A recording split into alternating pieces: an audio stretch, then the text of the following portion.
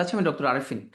তো যেহেতু তোমাদের সাথে আমার প্রথম ক্লাস, আমরা ক্লাসের কিছু নিয়ম কানুন একটু বলি। প্রথমত, তুমি যখন বিসিএস এর ক্লাস করা শুরু করবা বা গুরুত্বপূর্ণ কোনো কিছু পড়বা, তখন শয়তান তোমার পিছু নেবে। তো শয়তান কি করবে? তুমি একটা ক্লাস করতে আসছো, এখন যত তোমার কোর্স রিলেটেড প্রবলেম সেগুলো শয়তান তোমার মনের মধ্যে আনা দিবে, যে ওইটা হয় না, সেটা হয় না, হ্যাঁ আমার লেকচার শিটে ওই সমস্যা সেই সমস্যা। টিচারকে ক্লাসে সেটা আস্ক করতে শয়তান তোমাকে পিছন থেকে বারবার তোমাকে প্রলুব্ধ করবে যে তুমি একটা টেলিগ্রাম গ্রুপ রাখো হইছো আমরা সমস্যার সমাধান করার জন্য। তো শয়তান তোমার বলবে তুমি ক্লাসে ডিস্টার্ব করো, ক্লাসের মধ্যে শুধুমাত্র তুমি এইসব নিয়ে প্রশ্ন করতে থাকো। তো ক্লাসে স্লাইডের বাইরে কোনো প্রশ্ন করা যাবে না, শুধু ক্লাস রিলেটেড প্রশ্নই করা যাবে। আর আমি যখন কোনো কিছু আস্ক করব, তুমি সেটা অ্যান্সার দিবা। এর বাইরে ক্লাসে কোনো প্রশ্ন করা যাবে না। তুমি তোমার কোনো সাবজেক্ট ভিত্তিক কোনো প্রবলেম হচ্ছে, তোমার কিস্তি সমস্যা, কোর্সে ঢুকতে পারতেছো না, এই জাতীয় ইস্যুগুলো আমাদের যে টেলিগ্রাম সাপোর্ট গ্রুপ সেখানে করতে হবে। তাহলে ক্লাসটা আমি শুধুমাত্র আমরা পড়াশোনা মনোযোগ দিব। এখন যে নেক্সট 1.5 থেকে 2 ঘন্টা আমরা ক্লাস নিব, আমি যা কিছু পড়াবো তুমি এটার মধ্যে মনোযোগ দিবা। আর যারা এখানে গুগল মিট থেকে জয়েন করছো, গুগল মিটে আমরা কোনো প্রশ্ন নিচ্ছি না, ওখানে কমেন্ট করার কোনো অপশন নাই। তোমাদের যদি জুম অ্যাপে কোনো প্রবলেম না থাকে, তোমরা জুমে জয়েন করে ফেলো। হ্যাঁ, আর যাদের জুমে প্রবলেম হচ্ছে, তুমি জুম অ্যাপটা আপডেট করে নিলেই তোমার সমস্যার সমাধান হয়ে যাবে। সুতরাং সবাই যদি জুমে আসো, তাহলে এখানে তুমি প্রশ্ন করতে পারবা। তো আজকে মনোযোগ দিয়ে ক্লাস করলে তোমার কোনো পুরস্কার আছে কিনা? আজকে যদি তোমরা যদি মনোযোগ দিয়ে ক্লাস করো, ক্লাস শেষে আমরা মাত্র 5 মিনিটের জন্য একটা কুইজ প্রতিযোগিতা দিব। সেই কুইজের মধ্যে তোমরা যারা ভালো করবা, টপ 10, তারা 200 টাকা করে বিকাশ পাবা। তার মানে আজকে তুমি যদি শয়তানের প্রভাব মুক্ত হয়ে যদি ক্লাসে মনোযোগ দিতে পারো, তুমি 200 টাকা ইনকাম করতে পারবা আজকে। হ্যাঁ, তাহলে তুমি চিন্তা করো এখন মনোযোগ তুমি দিবা কিনা। তো যে 200 টাকা তোমাকে আসলে আয় করার একটা সুযোগ আমি করে দিচ্ছি, আমি আশা করব তোমরা গভীর মনোযোগ দিবা ক্লাসে। তো প্রথমে আমরা সিলেবাস নিয়ে কথা বলি। তোমরা জানো যে বাংলাদেশ বিষয়াবলীর উপরে হচ্ছে বিসিএস স্পেশালে 20 নম্বর, আর একটা জেনারেল বিসিএস এ থাকে 30 নম্বর। সেই 20 নম্বরের মধ্যে ইতিহাস টপিকের উপর হচ্ছে 4 নম্বর। এখন আমরা একটু দেখি ইতিহাস টপিকটা পিএসসির কেমন প্রিয়। হ্যাঁ, ইতিহাস টপিকে যেখানে 30 নম্বরের সিলেবাস, সেখানে নম্বর হচ্ছে 6, আর স্পেশালে নম্বর হচ্ছে 4। আমরা দেখি পিএসসি কতটুকু ফলো করে। 36তম বিসিএস এ ইতিহাস অংশ থেকে, কারণ প্রাচীন যুগ থেকে একদম বাংলাদেশ স্বাধীন হওয়া পর্যন্ত, বা এখন যদি ধরি রিসেন্ট টাইম পর্যন্ত, এইটুকু যদি ধরি ইতিহাস, 36 বিসিএস এ কোশ্চেন আসছে 13টা, 30টার মধ্যে 13টা কোশ্চেন আসছে। 37 আসছে 5টা, এখানে মোটামুটি ওরা সিলেবাস মেনটেন করছে। 38 আসছে 6টা, এটা সিলেবাস মোটামুটি মেনটেন করছে। 39 স্পেশাল, এখানে সিলেবাস মেনটেন করছে, 4টা কোশ্চেন আসছে। 40টার মধ্যে 7টা আসছে, এখানে 6 নম্বর ছিল সিলেবাসে, সুতরাং মোটামুটি মেনটেন করছে। 41টার মধ্যে ওরা অনেক বেশি কোশ্চেন দিছে, 12টা দিছে, মানে সিলেবাসে ডাবল দিছে। সিলেবাসে কোশ্চেন হলো 6টা, ওরা দিছে এখানের মধ্যে 12টা। 42 স্পেশালে ইতিহাস টপিকে সিলেবাসে ছিল 4 নম্বর মাত্র, দিছে কত? 8। সিলেবাসে ডাবল দিছে এখানে, মানে ওই এই টপিক যতটুকু নম্বর বরাদ্দ। 43 বিসিএস 6 নম্বর ঠিক ছিল, 44-এ আবার ডাবল দিতেছে। তার মানে এই টপিকের মধ্যে সিলেবাসে ছিল 6, দিছে 12। 45-এ মোটামুটি সিলেবাসের মধ্যে ছিল, 6 নম্বরে দিছে। 46-এ একটা বেশি দিছে, জাস্ট মোটামুটি সিলেবাসের মধ্যে ছিল বলা যায়। 48 স্পেশাল বিসিএস এ ইতিহাস টপিকে সিলেবাসে ছিল 4 নম্বর, দিছে 7 নম্বর। তার মানে তোমরা বুঝছো যে পিএসসি পুরোপুরি সিলেবাসে যে মানদণ্ড দিছে এটা ফলো করে না। তাইলে কি করতে হয়? আমরা তোমাদের যেভাবে যেভাবে পড়াবো, পিএসসি প্রিভিয়াস যে প্রশ্নগুলো সেটা গবেষণা করে আমরা এখানে যেভাবে সাজাচ্ছি কন্টেন্টগুলো, এটা যদি তুমি ফলো করো, তাহলে তোমার 100% কাভার হয়ে যাবে। ওকে, তো স্পেশাল সিলেবাসে পিএসসি বলছে তারা হচ্ছে 1757 থেকে আধুনিক যুগ পর্যন্ত, বর্তমানকাল পর্যন্ত। তো দেখি তো মাত্র কয়দিন আগে, এই কয়দিন আগে একটা স্পেশাল নিছে। এখানে তারা কি করছে আমরা একটু দেখি। দেখো, এখানে কোন ইউরোপীয় ভারতবর্ষে জলপথ আবিষ্কার করেন? তাহলে এটা ইউরোপীয়দের ভারতবর্ষে আগমন, তো 1757 আগের কোশ্চেন এটা। প্রাচীনতম জনপদ, এটা কিন্তু 1757 আগের কোশ্চেন। হ্যাঁ, তো এটা তো এখন তোমাদের আমরা বলতেছি যে সাউন্ড ক্লিয়ার রিপিট করে। আচ্ছা, ফাতেমা তো জোরের প্রবলেম নাকি সবারই প্রবলেম হচ্ছে? সাউন্ড ঠিক আছে? ওকে, আচ্ছা সাউন্ড ঠিক আছে। তুমি ফাতেমা তো জোরে, তুমি সেক্ষেত্রে একটা কাজ করতে পারো, তুমি হেডফোন ইউজ করতে পারো, অথবা তুমি নাকি তুমি জুম মিট দুটোতে মনে জয়েন করে ফেলছো। সম্ভবত তুমি জুম এবং মিট দুটো জয়েন করে ফেলছো, তুমি মিটটা একটু ক্লোজ করে দাও। আমার ধারণা তুমি জুম এবং মিট দুটো জয়েন করে ফেলছো, ওই তুমি মিটটা ক্লোজ করে দাও, তাহলে ডাবল সাউন্ড আর আসবে না, হ্যাঁ। ওকে, ঠিক আছে। তাহলে দেখো, এটা আমরা 48 স্পেশাল বিসিএস গবেষণা করি এখন বলতেছি যে তা না। 48 হওয়ার আগে আমরা আমাদের স্টুডেন্টদেরকে কিন্তু ওই প্রাচীন যুগটা পড়াই দিছি। কেন পড়াইছি আমরা জানি, পিএসসি এই ধরনের কোনো একটা কাজ করতে পারে, এই ধরনের কাজ করার পিএসসির অতীত ইতিহাস আছে। সুতরাং এখানে তোমরা এটা বলবো না যে ভাই প্রাচীন যুগের এগুলো কেন পড়াচ্ছেন, এগুলো তো কি সিলেবাসের মধ্যে আছে, না থাকলেও তোমাকে কিছুটা পড়তে হবে। তো আমরা এখন খুব সংক্ষেপে প্রাচীন যুগ থেকে 1757 সাল পর্যন্ত, মানে পলাশী যুদ্ধ পর্যন্ত পড়বো খুবই সংক্ষেপে। এটা সিলেবাসের মধ্যে নাই, তারপর আমাদেরকে পড়তে হবে। তুমি এটাকে নাইস টু নো হিসেবে দেখতে পারো। আর আজকে 200 টাকা আয় করতে পারবা, যেহেতু সিলেবাসে বাইরের টপিক পড়তেছি, 200 টাকা আয় করার সুযোগ আছে তোমার, ওই কারণে তুমি এখানের মধ্যে পড়তে পারবা। আর আমাদের ইতিহাস ক্লাসগুলো কোনোভাবে জ্ঞান অর্জনের কোনো ক্লাস না।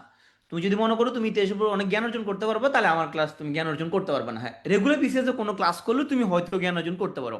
আমাদের 45, 46, 47 অনেক ক্লাস এখন ইউটিউবে পাওয়া যায়, সেখান থেকে তুমি জ্ঞান অর্জন করতে পারবে। কি স্পেশালি কোনো ক্লাসে কোনো জ্ঞান অর্জন হবে না, এখানের মধ্যে ধর তক্তা মারপের এক টাইপের। পরীক্ষা কি কি আসবে শুধু ওগুলোই পড়াবো, এখানে কোনো এডিশনাল কোনো ইতিহাস এই ধরনের কোনো কিছু পড়ানো হবে না। সুতরাং কেউ যদি জ্ঞানী হওয়ার উদ্দেশ্য নিয়ে আসো ক্লাসে, তাহলে তোমার উদ্দেশ্য সফল হবে না, তুমি জ্ঞানী হতে পারবে না, তো পরীক্ষা পাস করতে পারবা। আসলে এই যে আমরা সবসময় বলি যে 1000 বছরের তোমার ইতিহাস, হ্যাঁ, তাহলে এই কথাগুলো কেন বলি যে বাঙালি জাতি তাহলে কোত্থেকে আসে? নিশ্চয়ই 1000 বছরের ইতিহাস আছে, যে বাঙালি জাতি একদিনে নিশ্চয়ই আসে নাই। তো কি আসছে বাঙালি জাতি, আমরা একটু দেখি চলো।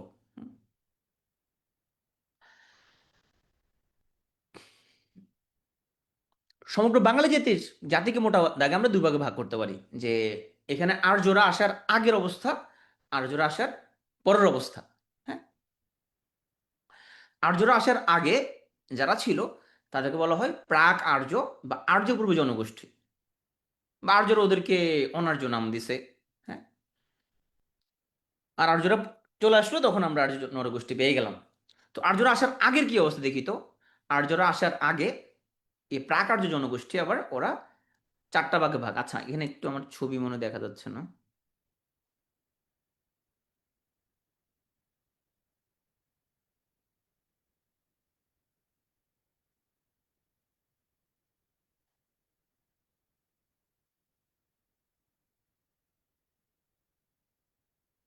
একটু আমি স্ক্রিনটা আপনি শেয়ার করি, কারণ তোমাদের ছবি লোড হচ্ছে না।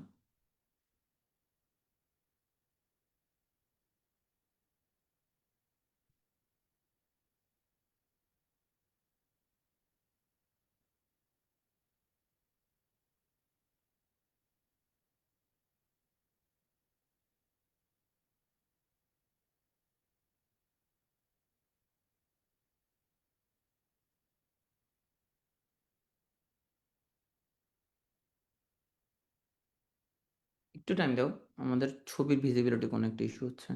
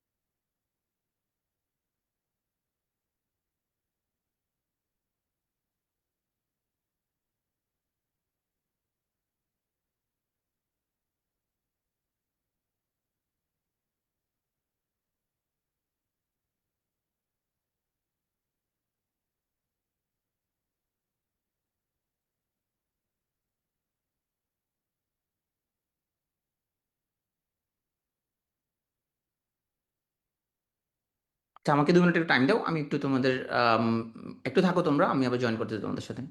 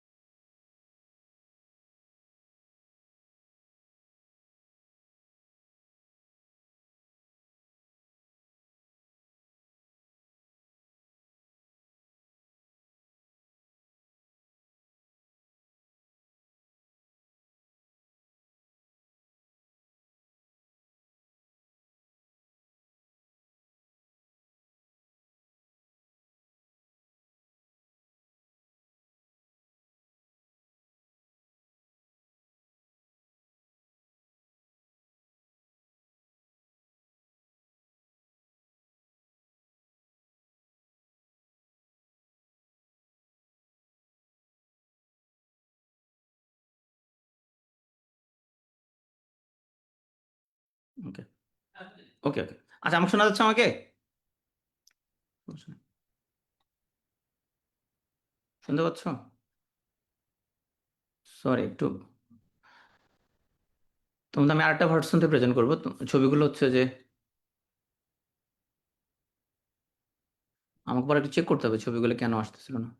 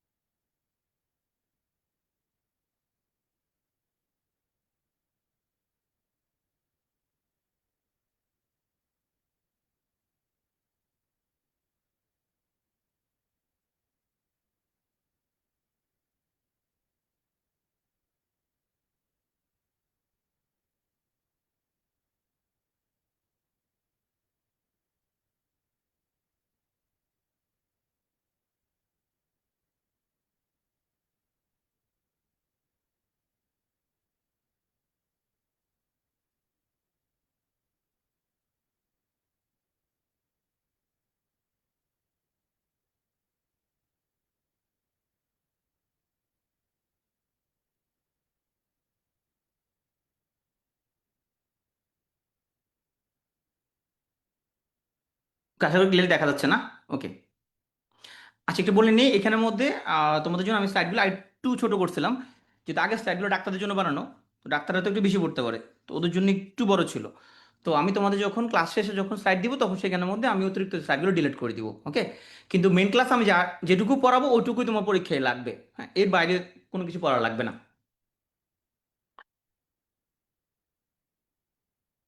শোনা যাচ্ছে না? আহ অন্য শুনতে পাচ্ছ অন্যরা? শুনতে পাচ্ছ? ওকে, ওকে, ঠিক আছে, ওকে।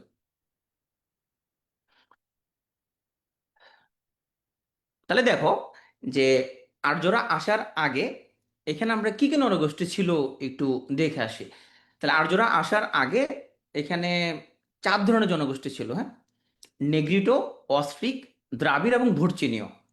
তো এখানে প্রত্যেক জাতিগোষ্ঠী সম্পর্কে আমরা ডিটেলস পড়বো না।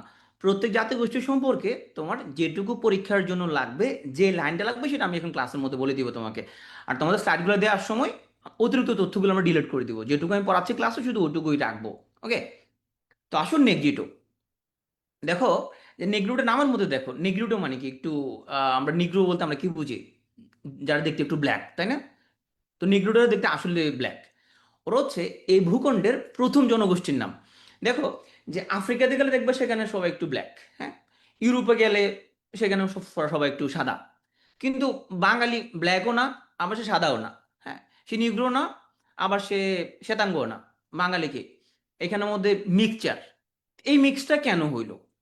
দেখো তাহলে প্রথমে এখানে যারা ছিল একদম আদি জনগোষ্ঠী এরা সবাই দেখতে ব্ল্যাক মোটামুটি।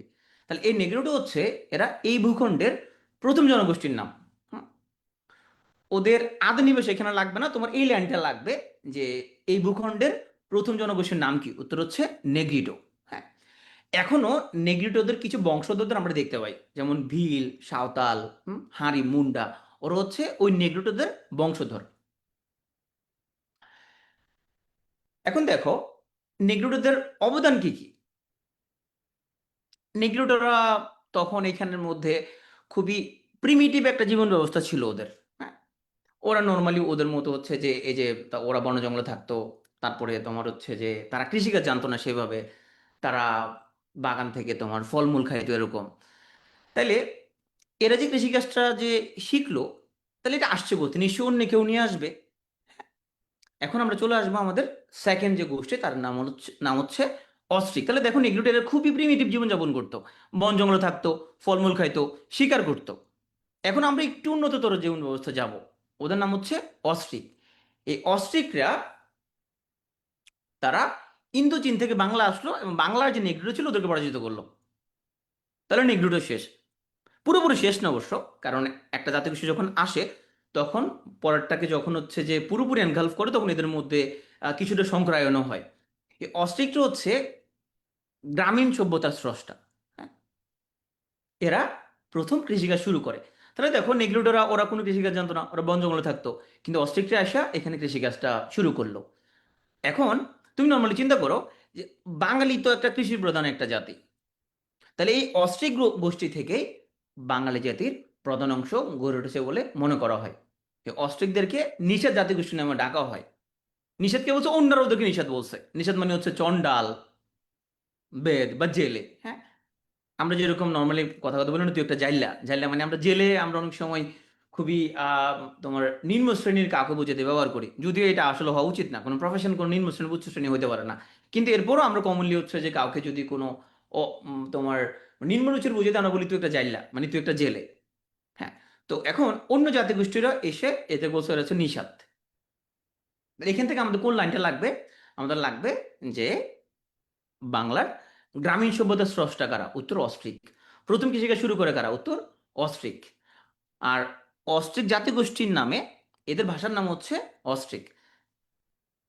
তাহলে আমরা নেগ্রিডো বললাম, অস্ট্রিক বললাম। হ্যাঁ, এখন আসো দ্রাবিড়। হ্যাঁ, দ্রাবিড় থেকে তোমার শুধু এক লাইন পড়তে হবে।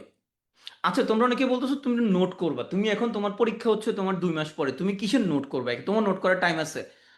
তো এখানে স্লাইডের মধ্যে যা লিখছি আমি, তোমাদের একটা লেকচার বুক দেওয়া হয়েছে, তোমাদের একটা লেকচার বুক দেওয়া হয়েছে।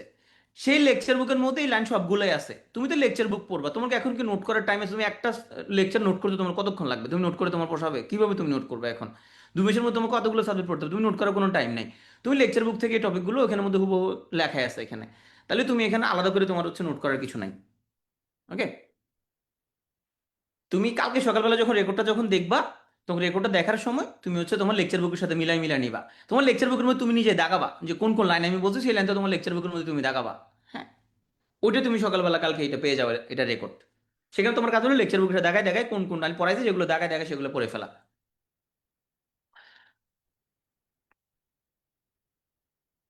হাজির বলছো যারা বই নেয়নি তারা কি করবে? এখন তুমি আমাকে বলো তারা কি করবে। তাহলে তারা বসে বসে নোট করবে, এক লেকচার নোট করতে 8 ঘন্টা লাগবে।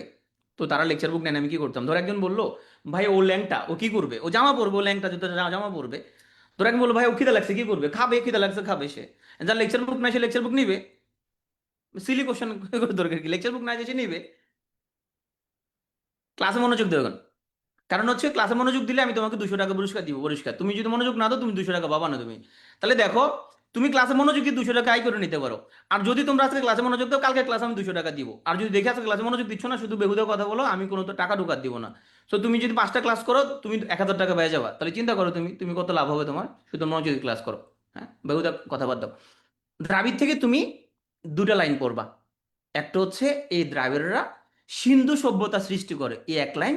আর দ্রাবিড়রা সৃষ্টি করে নগর সভ্যতা। তাহলে দেখো, আমাদের যারা ছিল অস্ট্রিক, এরা সৃষ্টি করছে গ্রামীণ সভ্যতা।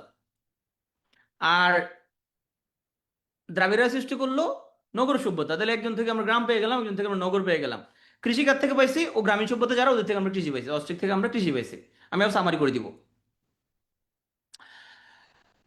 আসো ভুট চীনে বা মঙ্গোলীয়। এর হচ্ছে বাংলাদেশে যে আদিবাসীরা বাস করে, উপজাতিরা বাস করে, গারো, ত্রিপুরা, চাকমা, কোচ, এদের পূর্বপুরুষ। এরা হচ্ছে ভুরচীনীয় বা মঙ্গোলীয়। ওরা মূলত ইন্দোচীন বা তিব্বত অঞ্চল থেকে আসছে। তাহলে দেখো, এই 4টা জনগোষ্ঠী থেকে আমি কয়টা লাইন বলি মাথার মধ্যে ঢুকাও। নেগ্রিটো এই ভূখণ্ডের প্রথম জনগোষ্ঠীর নাম, এক লাইন। অস্ট্রিক হচ্ছে গ্রামীণ সভ্যতার স্রষ্টা, এরা নিষাদ জনগোষ্ঠীর নামে অভিহিত। এই অস্ট্রিকদের থেকেই বাঙালি জাতির প্রধান অংশ গড়ে উঠেছে বলে মনে করা হয়। যে কথাগুলো বলবো এই কথাগুলো পরীক্ষার মধ্যে পরীক্ষার জন্য ইম্পর্টেন্ট। মুখ থেকে যদি স্যাপ বাইর করি, তুমি লিখবা আরিফিন ভাই এখানে মুখ থেকে স্যাপ বাইর করছে, তাহলে এটা পরীক্ষার জন্য ইম্পর্টেন্ট। তাহলে তুমি পরীক্ষা পাস করবা। হ্যাঁ, বেহুদা ক্লাসের মধ্যে সাইড টক করলে পাস করবে না। হাতগুলো পকেটে ঢুকে ফেলো, কোন কোন জায়গায় কি বলি এটা কানের মধ্যে ঢুকাও। হ্যাঁ, কান খাড়া করো। দ্রাবিড় থেকে দুই লাইন। একটা এরা সিন্ধু সভ্যতা সৃষ্টি করে, আর দ্রাবিড়দের মেনামতন হচ্ছে নগর সভ্যতা। আর ভোট চিনিও কি এক লাইন পড়বা। এরা হচ্ছে বাংলাদেশে আদিবাসী যারা আছে তাদের পূর্বপুরুষ। তাহলে 4টা জাতিগোষ্ঠী আমরা পড়ে ফেললাম। তো এই 4টা জাতিগোষ্ঠীর যে মিক্সচারে আমরা বর্তমান বাঙালি, আমরা হচ্ছে যে শঙ্কর জাতি। এর সাথে এখন আর্যরা মিশবে। এরা ছিল আর্যরা আসার আগে। এই 4টা হচ্ছে কি আর্যরা আসার আগে। তো চলো আমরা একটু আর্যদের নিয়ে আসি। দেখো, আমরা এতক্ষণ যাদেরকে পড়লাম, এরা কিন্তু কেউ দেখতে তোমার অতটা ফর্সাও না, অতটা লম্বাও না। হ্যাঁ, আমরা এখন একটা জাতিগোষ্ঠী আনবো তোমার ও যে ইউরাল পর্বতমালার ওদিক থেকে। এরা যথেষ্ট লম্বা, নাক খাড়া, হ্যাঁ, দেখতে ফর্সা এরকম যোদ্ধা টাইপের। তাহলে এখন আর্যরা আসবে ইউরোপের ইউরাল পর্বতের একদম দক্ষিণে তৃণভূমি এলাকা থেকে, মানে মধ্য এশিয়া থেকে আসছে, মধ্য এশিয়া ইরান ওই অঞ্চল থেকে এরা আসছে। এই যে আর্য, এদের ধর্ম হলো সনাতন ধর্ম, আর ধর্মগ্রন্থ হচ্ছে বেদ। তাহলে তুমি বলবা যে ভাই এখানে আগে যারা ছিল আর্যরা আসার আগে এরা কি পালন করতো? ওরা কেউ ছিল প্রকৃতি পূজারী, কেউ ছিল তখন নানান প্রাচীন ধর্ম পালন করতো। তা আর্যরা এখন সনাতন ধর্ম নিয়ে আসলো এবং ধর্মগ্রন্থ হচ্ছে বেদ। এদের ভাষা ছিল ল্যাটিন, হিব্রু, জার্মান। তো এদের বিভিন্ন পার্টসের ভাষা।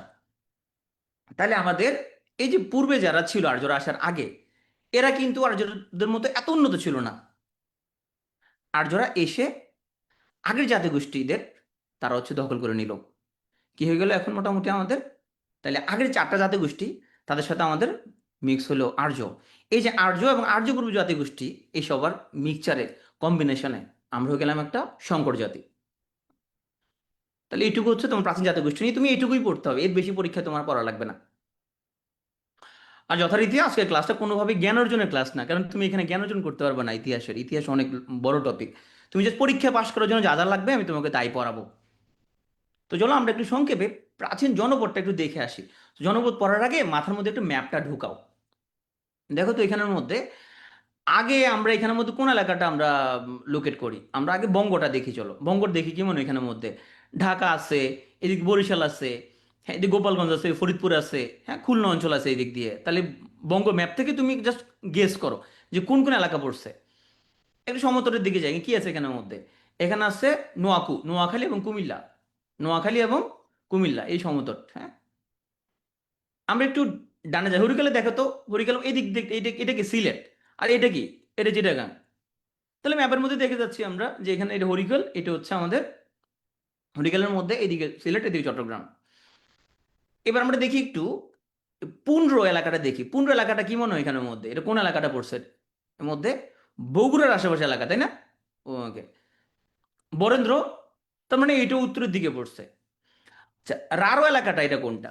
দেখো তো আমরা যদি এখানের মধ্যে যদি দেখি যে আমাদের এই যে গঙ্গা নদী এদিক দিয়ে চলে গেছে, তখন বাংলাদেশের দিকে পদ্ম হয়ে গেছে, এদিকে চলে গেছে। আর গঙ্গার আরেকটা ব্রাঞ্চ এখান দিয়ে কি হয়েছে, তাহলে একটা পদ্মা হয়ে বাংলাদেশে ঢুকে গেছে। আরেকটা ব্রাঞ্চ এমনি ভাগীরথী নদী হয়ে প্রবাহিত হয়েছে, এটা হলো ভাগীরথী নদী। তাহলে গঙ্গা কি হয়েছে, গঙ্গা বাংলাদেশে ঢুকে নাম হয়ে গেছে কি পদ্মা। আরেকটা ব্রাঞ্চ কি হয়েছে ভাগীরথী নামে এই যে কিন্তু প্রবাহিত হয়েছে। তাহলে দেখো তো রারো অঞ্চলটা কোন জায়গায় পড়ছে? এই যে খুলনা অঞ্চল থেকে পশ্চিমে আমরা যদি ম্যাপ যদি করি, নিচটা হলো সাউথ, উপরেরটা নর্থ, হ্যাঁ। আর এটা হচ্ছে ওয়েস্ট, এটা হচ্ছে ইস্ট। তাহলে পশ্চিমবঙ্গ পড়ছে, তাই না? রারোটা হলো মূলত পশ্চিমবঙ্গ। ওকে। গৌড়টা কোন দিকে পড়ছে? গৌড়টা হচ্ছে এইদিকে চাঁপাইনবাবগঞ্জ, তার চাঁপাইনবাবগঞ্জ অপোজিটে পড়ছে কি গৌড়। তার প্রথমে মাথার মধ্যে আগে একটু মুখস্থ না, আগে একটু মাথার মধ্যে ঢুকাবা যে কোন কোন এলাকার মধ্যে কি কি পড়ছে, একটু কল্পনার মধ্যে তুমি সাজাবা। তাহলে কল্পনা করা শেষ, এবার চলো আমরা একটু ছোট ছোট করি, একটু একটু করে পড়ি। বঙ্গ হচ্ছে আয়তন বৃহত্তম ও স্বাধীন জনপদ। তাহলে কোন কোন এলাকা পড়ছে এখানের মধ্যে? বৃহত্তর ঢাকা পড়ছে এখানের মধ্যে। যদিও আমার ম্যাপের মধ্যে এখানের মধ্যে পুরোটা ময়মনসিংহ কভার করে নাই, তাহলে ঢাকা পড়ছে, ময়মনসিংহ পড়ছে, ফরিদপুর, বরিশাল, পটুয়াখালী। তাহলে এই পুরোটা হচ্ছে আমাদের বঙ্গ, আয়তন বৃহত্তম ও স্বাধীন জনপদ। এখন বঙ্গের রাজধানী যদি আসে তোমার পরীক্ষায়, বঙ্গের রাজধানী তুমি আনসার করবা বিক্রমপুর। যদিও আমাদের এখানে স্লাইডের মধ্যে আমরা ভাগ ভাগ করে রাখছি, তোমার ভাগ ভাগ করে লাগবে না, যেহেতু এটা সিলেবাসের বাইরের টপিক, তাহলে এত ডিটেলসে পড়া লাগবে না। তাহলে বঙ্গের রাজধানী তুমি পড়বা কি? বিক্রমপুর। আমি তোমার সাইড দেওয়ার সময় আমি এখানে বিক্রমপুরটা আপডেট করা আছে, ওই স্লাইডের মধ্যে ছবি নাই তো, তো সেই জন্য আমি হচ্ছে যে ওই স্লাইডটা না দিয়ে তোমাকে পুরাতন স্লাইডই পড়াচ্ছি, ডিটেলস স্লাইড পড়াচ্ছি। তাহলে বঙ্গের রাজধানী হচ্ছে বিক্রমপুর, হ্যাঁ, আমি স্লাইডের মধ্যে লিখে দিব। যার মধ্যে দাগা দেওয়ার জন্য দাগা দেওয়া লাগবে না, আমি স্লাইড দেওয়ার সময় তোমাকে অতটুকুই দিব যতটুকু আমি পড়াইছি। ক্লিয়ার? এখন আসো, বঙ্গের অন্তর্ভুক্ত একটা এলাকার নাম হচ্ছে চন্দ্রদ্বীপ। এই বরিশাল, পটুয়াখালী, এরা ছিল ওই চন্দ্রদ্বীপের অন্তর্ভুক্ত। এই জন্য বরিশালের পুরো নাম হচ্ছে চন্দ্রদ্বীপ। তাহলে এখানে তুমি বলবা যে চন্দ্রদ্বীপ এটা কোন কোন এলাকা? ওই যে বরিশাল পটুয়াখালী মেইনলি মনে রাখো। এই বরিশাল পুরো নাম হচ্ছে কি চন্দ্রদ্বীপ। ক্লিয়ার?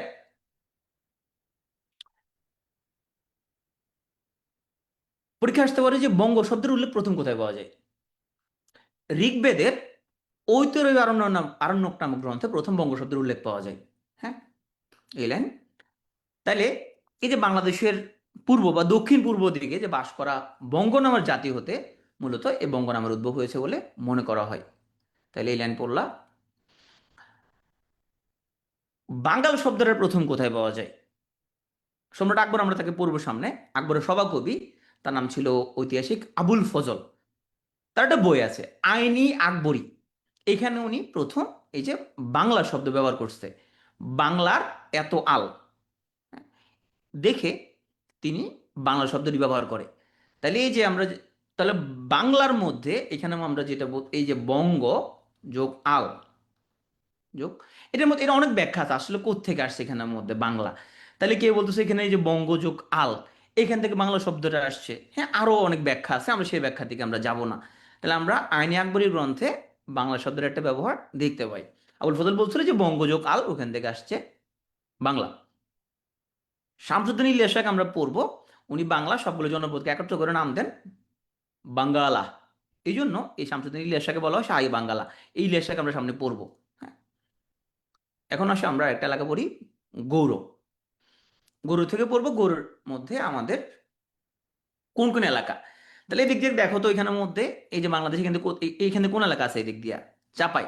তাহলে চাপাই নবাবগঞ্জ তুমি যদি ধরো, চাপাই নবাবগঞ্জের ওই পারে যেগুলো যেগুলো আছে কি আছে এখানের মধ্যে, এখানে বর্ধমান আছে, মালদহ আছে, মুর্শিদাবাদ আছে।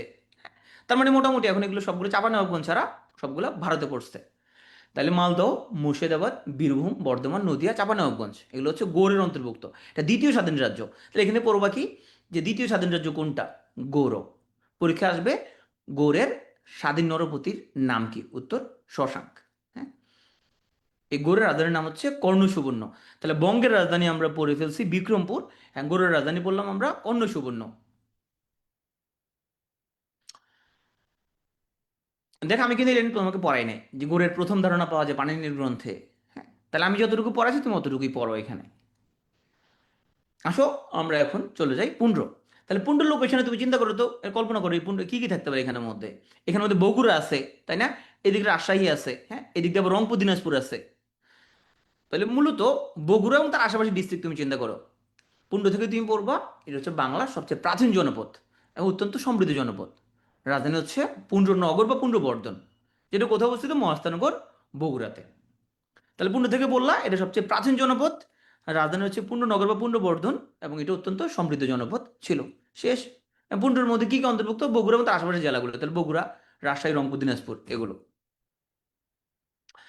আসলে আরো অঞ্চল, তো এই যে দেখো আরো অঞ্চল, তাহলে আমরা দেখো এখানের মধ্যে এই দিক দিয়ে কি গেছে একটা নদী আমাদের, এই যে গঙ্গা এসে এদিক দিয়ে পদ্মা হয়ে বাংলাদেশে ঢুকে গেছে, তাই না? ওকে, পাশে ঢুকে নামকরণ করলো পদ্মা। আরেকটা ব্রাঞ্চ কি হলো এইভাবে প্রবাহিত হচ্ছে ভাগীরথী নামে। তার আরো আমরা বলতে পারি এটা ভাগীরথী নদীর পশ্চিম তীরে অবস্থিত, যেটা বর্তমানে পশ্চিমবঙ্গের বর্ধমান জেলায়। এই রাঢ় অঞ্চলের রাজধানীর নাম হচ্ছে কটিবর্ষ। তাহলে কি কি বললাম? রাঢ় অঞ্চল অবস্থান কোথায়? বর্তমান পশ্চিমবঙ্গের বর্ধমান জেলায়।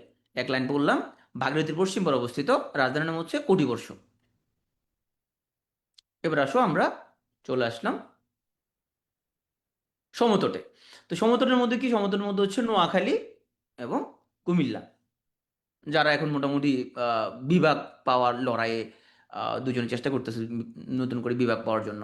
তো এই সমতট হচ্ছে মূলত আমাদের, তাহলে পরীক্ষা আসতে পারে যে কুমিল্লা এবং নোয়াখালী কোন অঞ্চল অন্তর্ভুক্ত ছিল? উত্তর সমতট। আর আসতে পারে এরকম যে সমতটের অন্তর্ভুক্ত নিচের কোনটি? কুমিল্লা এবং নোয়াখালী। তাহলে দেখো কুমিল্লা, এই যে কুমিল্লার ম্যাপ, কুমিল্লা উল্টা পাশে কি এদিক দিয়ে কি ভারতের ভাগে কোনটা পড়ছে? ভারতের ভাগে পড়ছে মূলত ত্রিপুরা। তাহলে ত্রিপুরা সমতটের অন্তর্ভুক্ত। আর সমতটের রাজধানীর নাম হচ্ছে বড়কামতা, যেটা একটা নাম হচ্ছে রোহিতগিরি। তারপরে কি দূরে থাকতে পারে অপশনের মধ্যে, যে সমুদ্রের রাজধানীর নাম কি? বড় কামতা, রোহিতগিরি দূরে থাকতে পারে, তাহলে বড় কামতা, যারা একটা নাম হচ্ছে রোহিতগিরি। আসো আমরা এখন চলে আসবো পার্বত্য এলাকায়। এদিক দিয়ে সিলেট আর এদিক দিয়ে চট্টগ্রাম এবং পার্বত্য চট্টগ্রাম। তো হরিকেলের মধ্যে পড়ছে মূলত পার্বত্য এলাকাগুলো। আর একটু আগে যে বললাম সমতট আর হরিকেল, এটা প্রথম ভ্রমণ করে হিউয়েন সাং সপ্তম শতকে। তা আমাদের হরিকেল শেষ। আসো বরেন্দ্র। বরেন্দ্রের দিকে যাই, দেখো বরেন্দ্র নিজে আলাদা স্বাধীন কিছু ছিল না, সে ছিল পুণ্ড্রের অন্তর্ভুক্ত। হ্যাঁ? তাহলে বরেন্দ্রের মধ্যে ম্যাপ দেখে তুমি চিন্তা করতে কি কি আছে এই দিক দিয়ে? রাজশাহী বিভাগ থেকে কিছু আছে এখানের মধ্যে, বগুড়া থেকে কিছু আছে, রংপুর থেকে কিছু, দিনাজপুর থেকে কিছু। তাহলে মোটামুটি আমরা উত্তরবঙ্গের রাজশাহীর কিছু অংশ, বগুড়ার কিছু অংশ, রংপুর দিনাজপুরের কিছু অংশ, এটা হচ্ছে বরেন্দ্র অঞ্চল। এটা স্বাধীন কিছু ছিল না, এটা ছিল পুণ্ডের অন্তর্ভুক্ত। এটাকে সপ্তমাটি জনপদ বলা হয়। তাম্রলিপ্ত একটা এলাকা,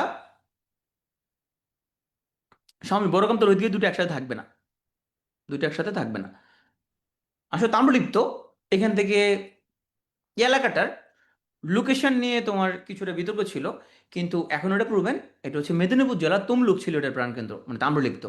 তাম্রলিপ্ততে তুমি একটা লাইন পড়বা, সেটা হচ্ছে তাম্রলিপ্ত কি জিনিস।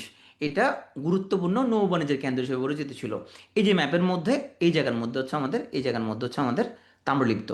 হ্যাঁ, কেউ কেউ এটাকে বিভিন্ন জায়গায় লোকেট করলো, আমরা হচ্ছে যে এই জায়গা ছিল তাম্রলিপ্ত।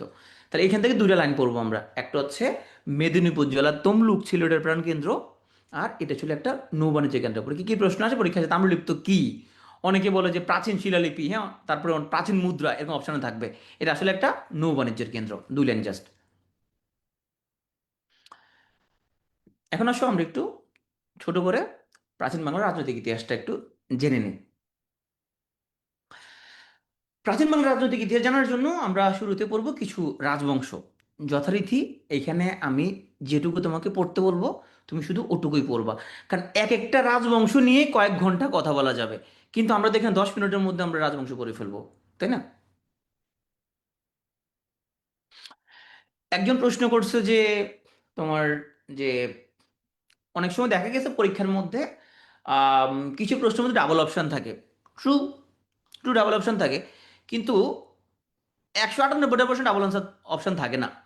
তাহলে দেখো, পরীক্ষা 200টা প্রশ্ন থাকে, এখন ধরলাম ডাবল অপশন আছে। যেমন এবার যে স্পেশাল বিসিএস হলো 48, এখানে ডাবল আনসার ছিল দু তিনটা প্রশ্নে।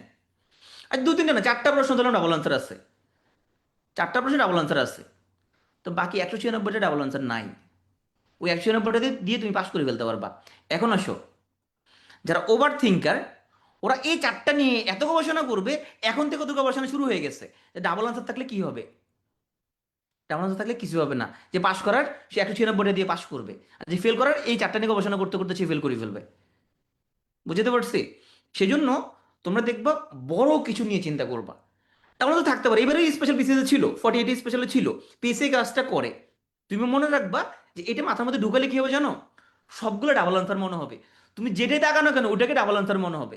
যেটা দেখা ওটা ডাবল, ওটা মাথার মধ্যে ঢুকে মানে কিলবিল করে মনে হবে ডাবল আনসার। আরে এটা মনে ডাবল আনসার, এটা মনে ডাবল আনসার, এই জন্য মাথা থেকে সরাই দাও। ভাববা দু তিনটা ডাবল আনসার থাকতে পারে, ওগুলোর জন্য পাস ফেল ডিপেন্ড করবে না। পাস ফেল বাকি 196 উপর নির্ভর করবে, ঠিক আছে? ওকে। তো রাজবংশের মধ্যে এটা আমরা মোটামুটি 10 থেকে 15 মিনিট বরাদ্দ এটার মধ্যে। তো 10-15 মিনিটের উত্তর আমরা পড়া যায়। যে লাইনগুলো বলবো শুধু ওই লাইনগুলো পড়বা। দেখো, এখানে প্রথম যে গোছানো যে সাম্রাজ্য সেটা হলো মৌর্য সাম্রাজ্য। এই মৌর্যর পরে আসছে এখানে গুপ্ত সাম্রাজ্য। গুপ্তদের পরে চরম মারপিট লেগে গেল। হ্যাঁ, এখানের মধ্যে বিপ্লবের পরে যেটা হয় যে সবাই এখানে চাঁদা টাতা তুলতেছে, যে যার ভাগ বাটোয়ারা বুঝে নেওয়ার জন্য মারপিট করতেছে, এলাকা দখল করতেছে। ওটাকে বলে মাৎসান্যয়। মাৎসান্যয় কন্ট্রোলে আসার জন্য লোক ইলেকশন করলে, ইলেকশন করে গোপালকে ক্ষমতা বসালো। ক্ষমতা বসায়া, ক্ষমতা বসলো পাল। পাল তারপর আসে সেন। অনেকে বলে ভাইয়া আমার সিকোয়েন্সটা মনে থাকে না, মুখস্থ থাকে না। মুখস্থ রাখার কোনো দরকার নাই তোমার। তুমি ক্লাসটা করো, তুমি যখন তুই একবার রিভিশন হয়ে যাবে তখন তোমার এমনি মনে থাকবে। তো চলো, এই চারটা তুমি শুধু পড়বা। এরপরে আরো অনেকগুলো স্লাইড আছে, আমি তোমার দেওয়ার সময় কিছুটা ডিলিট করে দিব। এই চারটা জাস্ট মাথার মধ্যে রাখো, এই চারটুকু যথেষ্ট। তাহলে আমরা সিরিয়ালি দেখি কি কি বংশ আছে। আমি যেভাবে বলবো ওই স্টেপ অনুযায়ী পড়বা। প্রথম রাজবংশগুলো দেখো। তাহলে প্রথম হলো মৌর্য। মৌর্যদের পর হচ্ছে গুপ্ত, গুপ্তদের পর হচ্ছে পাল, পালের পর হচ্ছে সেন। সেনদের পরে মুসলিম শাসন শুরু হয়ে যাবে। ধর্ম দেখো এখানের মধ্যে, মৌর্যদের অশোকের পর থেকে হলো বৌদ্ধ। কারণ সম্রাট অশোক বৌদ্ধকে রাজধর্ম হিসেবে গ্রহণ করছে। তাহলে মৌর্যরা হচ্ছে বৌদ্ধ, পালরা হচ্ছে বৌদ্ধ, আর গুপ্ত এবং সেনরা হচ্ছে হিন্দু। তো ধর্ম শেষ। আসো রাজধানী। এই রাজধানীর মধ্যে দুটো জিনিস খেয়াল করবা। একটা হচ্ছে ওদের পুরো সাম্রাজ্যের রাজধানী। পুরো সাম্রাজ্য বলতে ভারতে যতটুকু অংশ ওরা শাসন করতো ওটার রাজধানী। আরটা হচ্ছে প্রাদেশিক রাজধানী, বা আমরা যদি বলি বাংলার রাজধানী কোনটা। এখানে যে রাজধানীটা লিখলাম এটা ওদের পুরো সাম্রাজ্যের রাজধানী। তাহলে দেখো, মৌর্য, গুপ্ত, পাল, তিনটা ক্ষেত্রে সাম্রাজ্যের রাজধানী কিন্তু পাটলিপুত্র।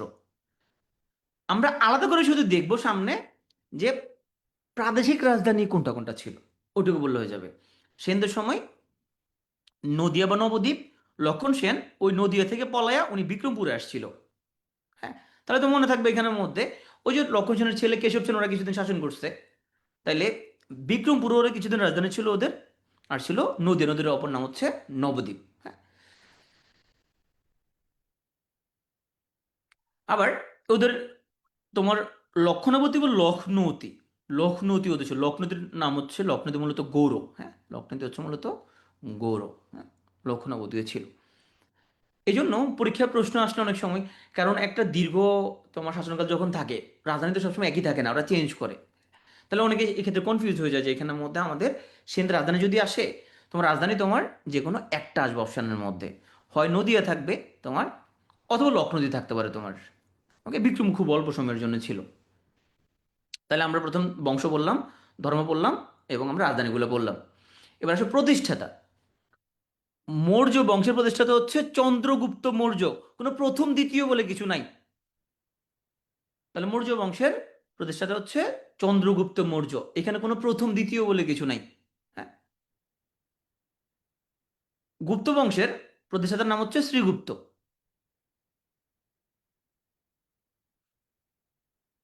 পাল বংশের প্রতিষ্ঠাতা হচ্ছে গোপাল। সেন বংশের প্রতিষ্ঠাতা হচ্ছে সামন্ত সেন। এখন দেখো, তুমি নর্মালি চিন্তা করবা যে প্রতিষ্ঠাতায় তো সাধারণত রাজা বা সম্রাট হওয়ার কথা, এটা সবসময় ট্রু না। হুম? যে প্রতিষ্ঠাতা সবসময় রাজা বা সম্রাট হবে, সে হয়তো আসছে একটা জায়গায়, সে তার বংশ প্রতিষ্ঠা করলো, কিন্তু সে হয়তো সম্রাট উপাধি ধারণ করে না বা অতটুকু জয় করতে পারে নাই। সেই জন্য সে রাজা বা সম্রাট বা শাসন ক্ষমতা সে হয়তো বুঝে পায় নাই। মৌর্যদের ক্ষেত্রে চন্দ্রগুপ্ত মৌর্য, সে হলো প্রথম রাজা বা প্রথম সম্রাট। গুপ্তদের ক্ষেত্রে শ্রীগুপ্ত প্রতিষ্ঠাতা হইলেও সে কিন্তু প্রথম রাজা বা সম্রাট না। প্রথম রাজা হচ্ছে প্রথম চন্দ্রগুপ্ত। গোপালদের ক্ষেত্রে ঠিক আছে, গোপাল হচ্ছে ওদের প্রথম রাজা বা সম্রাট। সেনদের ক্ষেত্রে সামন্ত সেন আসছে কর্ণাটক থেকে আসছে, এসে তার নিজে সেন বংশ প্রতিষ্ঠা করছে, কিন্তু সে রাজা হইতে পারে নাই। তার প্রথম রাজা বা সম্রাটকে, প্রথম রাজা বা সম্রাট হচ্ছে তার ছেলে হেমন্ত সেন। ওকে, প্রতিষ্ঠাতা বললাম, প্রথম রাজা বা সম্রাট বললাম। এবার আসো, এখানে শ্রেষ্ঠ রাজা বা সম্রাটকে, তাহলে যে শ্রেষ্ঠ, সে নিশ্চয়ই অনেক বড় কিছু করছে, বা বড় কোনো এলাকা জয় করছে, বড় কোনো স্থাপনা বানাইছে। এই ধরনের কিছু একটা করার কারণেই সাধারণত তাকে আমরা ওই বংশের শ্রেষ্ঠ রাজা বা সম্রাট বলি। বা যারা আমলের প্রজারা খুব ভালো অবস্থা ছিল, হ্যাঁ, এরকম যারা আছে। তো আমরা দেখি এখানের মধ্যে মৌর্যদের আমলে শ্রেষ্ঠ রাজা বা সম্রাট ছিল সম্রাট অশোক। গুপ্তদের সময়ে এই সমুদ্রগুপ্ত, আরেকটা জিনিস দেখবা যে বাংলা অঞ্চলটা ছিল সবসময় বিদ্রোহ প্রবণ, এটাকে কেউ সহজে কন্ট্রোল করতে পারতো না। সেই জন্য বেশিরভাগ সময় দেখবা যে বাংলা মোটামুটি যে জয় করছে, ও মোটামুটি ওই রাজবংশের শ্রেষ্ঠ। যেমন দেখো, মুঘলদের মধ্যে আকবর প্রথম বাংলা জয় করছে, এর আকবর হচ্ছে যে এখানে শ্রেষ্ঠ, মানে তুমি মিলাই নিতে পারো এরকম। বাংলা ছিল প্রচলন, বাংলা জয় করা খুবই কঠিন ছিল, এবং আমরা অনেক বিদ্রোহ দেখবো এরকম।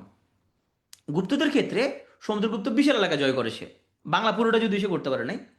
তাইলে অশোকের ক্ষেত্রে সেম, অশোকের ক্ষেত্রে তোমার সে বাংলা জয় করে, সমুদ্রগুপ্ত বাংলা মোটামুটি একটু বাদে মোটামুটি বাংলার বিশাল অংশ সে জয় করতে সক্ষম হয়। তাহলে বেশিরভাগ ক্ষেত্রে আমরা দেখবো যে সম্রাটটা বাংলা জয় করে, তাদেরকে আমরা মোটামুটি শ্রেষ্ঠ আমরা রাজা বা সম্রাটের মর্যাদা দিব।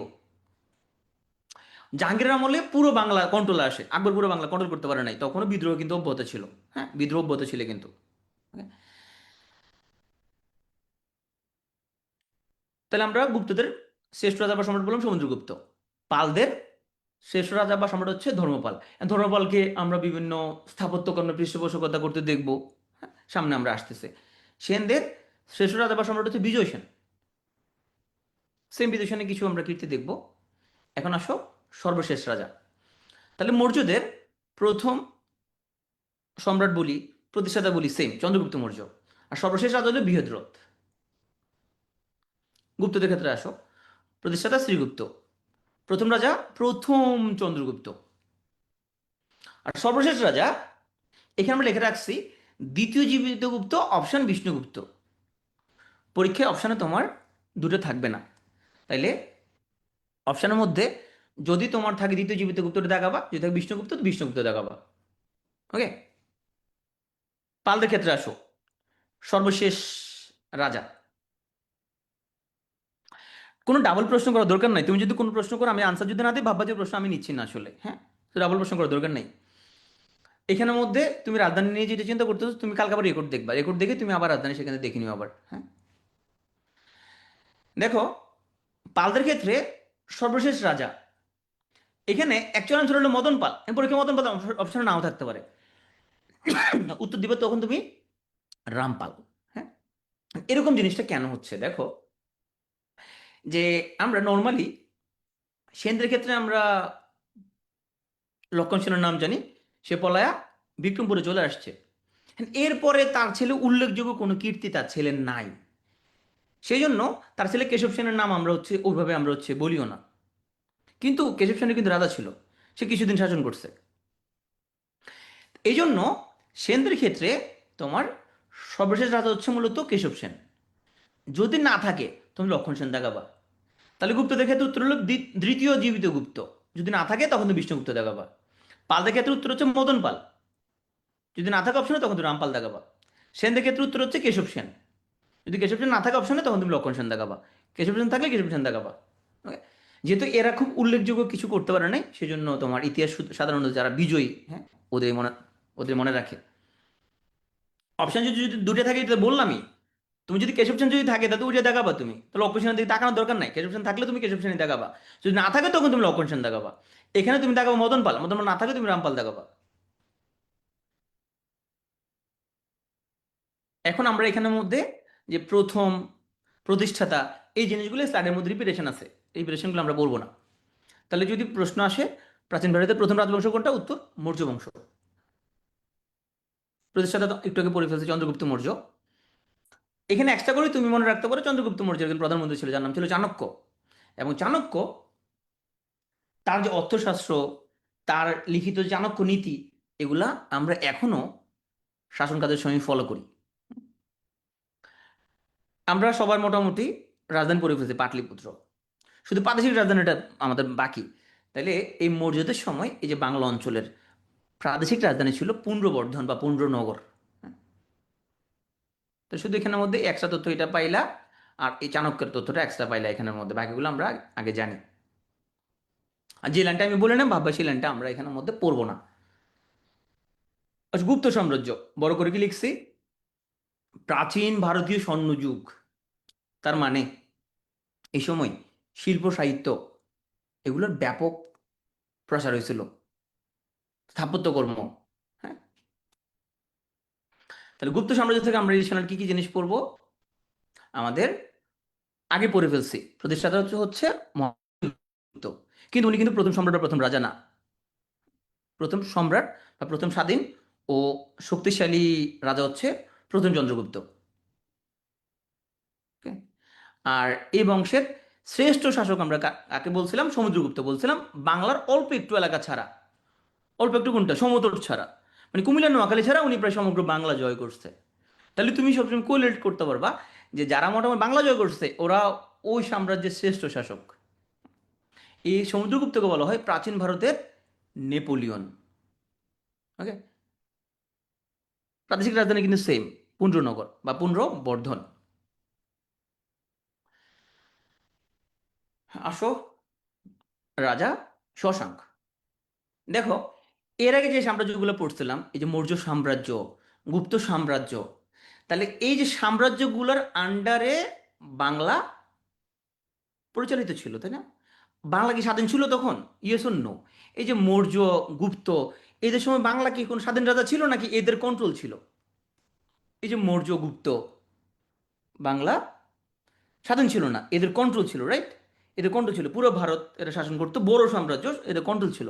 তাহলে চলো আমরা বাংলা অঞ্চলের জন্য একটা স্বাধীন রাজাকে বের করি। হ্যাঁ, ইতিহাসের এই জিনিসগুলো অনেক মজার, অনেক ডিটেলসে পড়াতে পারলে ভালো হইতো, কিন্তু একটা রাজবংশ পড়াইতে তোমার 2-3 ঘন্টা লাগবে। এটা পসিবল না, তাই না? তোমাকে এখন বুঝতে হবে তোমার নিড কি, প্রয়োজন কি। প্রয়োজন হচ্ছে তোমার পরীক্ষা পাস করা। তাহলে পরীক্ষা পাস করার লেভেলে আমরা আসলে পড়বো। আসো, রাজা শশাঙ্ক, উনি ছিলেন গৌড়ের রাজা। উনি পুরো বাংলাকে একত্র করে শাসন করেছিলেন। এর আগে বাংলা এরকম ছিন্ন বিচ্ছিন্ন খণ্ড খণ্ড খণ্ড খণ্ড বিভিন্ন রাজারা শাসন করতো। উনি পুরো বাংলাটা একত্র করে শাসন করলেন। আর এই জন্য শশাঙ্ককে বলা হয় প্রাচীন বাংলার প্রথম সার্বভৌম শাসক। এই এক লাইন পরীক্ষার জন্য পড়বা যে প্রাচীন বাংলার প্রথম সার্বভৌম শাসকের নাম কি? উত্তর শশাঙ্ক। ওকে, আসো। দেখো, আমরা একদম গুপ্ত বংশের শেষ দিক থেকে আমরা বাংলায় আমাদের প্রায় 100 বছর এখানে একটা অরাজক একটা পরিস্থিতি চলতেছিল। হ্যাঁ, এই অরাজক পরিস্থিতি মানে কি? আইন শৃঙ্খলার অবনতি এখানের মধ্যে, একজন একজন থেকে চাঁদা তুলতেছে, হ্যাঁ, মারি ফেলতেছে, কাটি ফেলতে, আগুন ধরাই দিচ্ছে। তারপরে কয় ও হচ্ছে যে রয়ের এজেন্ট, ও ওরে কয় প্রোপাগান্ডিস্ট। হ্যাঁ, একদিন একদিন বিরুদ্ধে লাগছে। হ্যাঁ, এই যে একটা অরাজকতাপূর্ণ একটা অবস্থা, বিশৃঙ্খলতা, হ্যাঁ, এই টার্মটাকে বলা হয় মাৎস্যন্যায়। মানে বড় বড় মাছগুলো ছোট ছোট মাছগুলোকে খেয়ে ফেলে। তার মানে বড় রাজা যারা, তারা পাশের এলাকা দখল করে ফেলতেছে, শুধু মারপিট মারপিট। হ্যাঁ, এখানে মার্ক করে দেওয়া লাগবে না। আমি তোমার স্লাইডগুলো দেওয়ার সময় শুধুমাত্র যে লাইনগুলো পড়েছে ওই লাইনগুলো রাখবা, এগুলো ডিলিট করে তোমাকে স্লাইড দেবো, তুমি এটা টেনশন করো না। তাহলে এই মাৎস্যন্যায় সূচনা হলো কোত্থেকে? আমাদের শশাঙ্কের মৃত্যুর পরে। শক্তিশালী কোনো শাসক নাই। তো শক্তিশালী শাসক যদি না থাকে, শক্তিশালী রাজা যদি না থাকে, তখন কি বিভিন্ন এলাকা ভিত্তিক মাস্তানের উদ্ভব হয়। মাস্তানরা কি করে? কই এলাকা আমার, আমি শাসন করবো, চাঁদা মাদা সব আমি তুলবো এখানের মধ্যে, এখানে অন্য কারো কথা শোনা হবে না। শক্তিশালী রাজা থাকলে তখন সাধারণত এই জিনিসগুলো থাকে না। তো শশাঙ্কের মৃত্যুর পর একদম শক্তিশালী রাজা ছিল সে, এরপরে শুরু হয়ে গেল মাৎস্যন্যায়। এই মাৎস্যন্য অবস্থা এখন অবসান ঘটবে কিভাবে? এই মাৎস্যন্য অবস্থা উন্নতি ঘটবে রাজা গোপালের পাল বংশ প্রতিষ্ঠার মাধ্যমে। হ্যাঁ, বলা হয় এখানের মধ্যে অন্য শাসক যারা, ওরা নিজেরা যুদ্ধ করে এলাকা দখল করে শাসক হয়েছে। রাজা গোপাল উনি ভারতবর্ষের, উনি হচ্ছে যে প্রথম গণতান্ত্রিক শাসক। কারণ এই যে মাৎস্যান্যায়, এই যে মারপিট, মারপিটের মধ্যে ওরা চিন্তা করলে মারপিট রাখলে তো চলবে না। এখানের মধ্যে তো আসলে সবাই একটা কমন একটা মতামত আসতে হবে, ইলেকশন দিতে হবে। ইলেকশনের মাধ্যমে এই গোপাল ভাই উনি হচ্ছে যে রাজা হয়ে গেল। উনি প্রথম গণতান্ত্রিক শাসক, মারপিট করে শাসক হয় নাই উনি। তাহলে এই গোপাল হচ্ছে প্রথম গণতান্ত্রিক শাসক। তো গোপাল সে প্রতিষ্ঠাতা হইলেও আমরা শ্রেষ্ঠ শাসকের মর্যাদা দিচ্ছি ধর্মপালকে। ওই যে বলছে শ্রেষ্ঠ হওয়ার জন্য তোমাকে বড় এলাকা জয় করতে হবে, বাংলা জয় করতে হবে, বড় বড় স্থাপনা বানাইতে হবে। উনি কি বানাইছে? সোমপুর বিহার বানাইছে। তাহলে শ্রেষ্ঠ হচ্ছে ধর্মপাল, উনি সোমপুর বিহার নির্মাণ করেন। ওকে, এখান থেকে তোমাকে একটা লাইন পড়তে হবে এক্সট্রা, সেটা হচ্ছে নালন্দা বিশ্ববিদ্যালয়ের প্রতিষ্ঠাতাকে পৃষ্ঠপোষকতা কে করেন? দেখো ইন্ডিয়াতে এখন নালন্দা বিশ্ববিদ্যালয় নিয়ে ওরা অনেক কাজ করতেছে, তাই না? নালন্দা বিশ্ববিদ্যালয়, তো এই নালন্দা বিশ্ববিদ্যালয়, এটার কিন্তু অনেকে মনে করে যে এটার প্রতিষ্ঠাতা মনে হয় দেবপাল। না, দেবপাল প্রতিষ্ঠাতা না, এটা হচ্ছে গুপ্ত বংশের কুমারগুপ্ত প্রতিষ্ঠাতা। এটা গুপ্ত বংশের কুমারগুপ্ত। দেবপাল মূলত টাকা টোকা দিছিল এখানে, এটাকে আরো উন্নয়ন করার জন্য সে টাকা টোকা দিছিল। এই জন্য দেবপাল হচ্ছে নালন্দা বিশ্ববিদ্যালয়ের পৃষ্ঠপোষকতা করেন। প্রতিষ্ঠাতা হচ্ছে কুমারগুপ্ত। ওকে, এখানে রাজা দ্বিতীয় মহিপালের আমলে একটা বিদ্রোহ হয়। যে বিদ্রোহ হচ্ছে যে, দেখো, যে কৈবর্ত সমাজ বা জেলে সমাজের মোটামুটি ঠান্ডা। এর আগে আমরা বড় ধরনের বিদ্রোহ দেখি নাই প্রজাদের। রাজা রাজা যুদ্ধ ছিল, কিন্তু প্রজারা কোনো বিদ্রোহ করতে আমরা দেখি নাই এর আগে। রাজা দ্বিতীয় মহিপালের সময় জেলে সম্প্রদায়, রাজা দ্বিতীয় মহিপালের একজন সরকারি কর্মচারী, তার নাম হলো দিব্য, তার নেতৃত্বে এরা বিদ্রোহ করে। কেন? কারণ এই যে পালরা, ওরা কোন ধর্মের অনুসারী ছিল? পালরা, পালরা কোন ধর্মের ছিল? একটু আগে পড়াইলাম। পালরা কোন ধর্মের ছিল? তাহলে ছিল বৌদ্ধ। তাহলে বৌদ্ধ ধর্ম জীব হত্যা মহাপাপ। এখন জেলে সম্প্রদায়, ওরা তো ওরা মাছ ধরে মাছ খাবে। এছাড়াও এখানের মধ্যে বরেন্দ্র অঞ্চলের এখানে মানুষজন সবাই মাছ খাইতো। তো এখানে দ্বিতীয় মহিপাল বললো যে মাছ ধরা যাবে না, মাছ খাওয়া যাবে না। তো জেলেরা তাহলে করবে এটা কি? জেলেরা তখন সরকারি কর্মচারী দিব্য নেতৃত্বে এক হয়ে দ্বিতীয় মহিপালের বিরুদ্ধে বিদ্রোহ করলো। একটা জিনিস মনে রাখবা, বিসিএস পরীক্ষার প্রস্তুতি অনেকে শুরু হয় হচ্ছে জিকের মধ্য দিয়ে। জিকের ইতিহাসের মধ্য দিয়ে।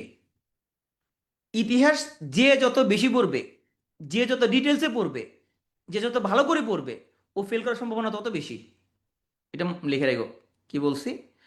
বিশেষ প্রস্তুতি শুরু হবে তোমার ইতিহাস পড়ার মধ্য দিয়ে। ইতিহাস যে যত বেশি পড়বে, যে যত বেশি গবেষণা করবে, ও ফেল করার সম্ভাবনা তত বেশি। কারণ ইতিহাস সাগর মহাসাগর। তো সাগর মহাসাগর থেকে এখানের মধ্যে, তাহলে আমি যতটুকু বলতেছি তুমি অতটুকুই মনোযোগ দাও। হ্যাঁ, এখানে যেখানে রাজধানী বলছি সেখানে রাজধানী তুমি পড়বে, যেখানে বলি না সেখানে সেটা তোমার পড়া লাগবে না। তুমি এখানের মধ্যে রাজধানী নিয়ে এত গবেষণা করে এক একটা জট খুললে তোমার এগুলো জট খুলবে না এখানের মধ্যে। যত বেশি পড়বে তোমার ফেল করার সম্ভাবনা তত বেশি। তো যে একটা একটা কথা বলি তুমি পরীক্ষা হলে এটা টের পাবা। হ্যাঁ, তুমি টের পাবা আরফিন ভাই এখানে স্যাপ বার করছিল মুখ থেকে, এখান দিয়ে কথা বলতে বলতে স্যাপ বাড়িয়ে গেছে। এটা পরীক্ষা আসছে দেখবা যে, তখন টের পাবা। অতিরিক্ত আমরা কোনো কিছু পড়বো না এখানের মধ্যে, অতল গব্বরে হারা যাবা। হ্যাঁ, আসো সেন বংশ। হ্যাঁ, তাহলে সেন বংশ হচ্ছে প্রাচীন বাংলার সর্বশেষ রাজবংশ। তাহলে উত্তর প্রশ্ন আসতে পারে, প্রাচীন বাংলার সর্বশেষ রাজবংশ কি? উত্তর সেন বংশ। প্রতিষ্ঠাতা প্রথম রাজা শেষ রাজা আমরা পড়ে ফেলছি আগে। হ্যাঁ, সর্বশেষটা পড়ে ফেলছি।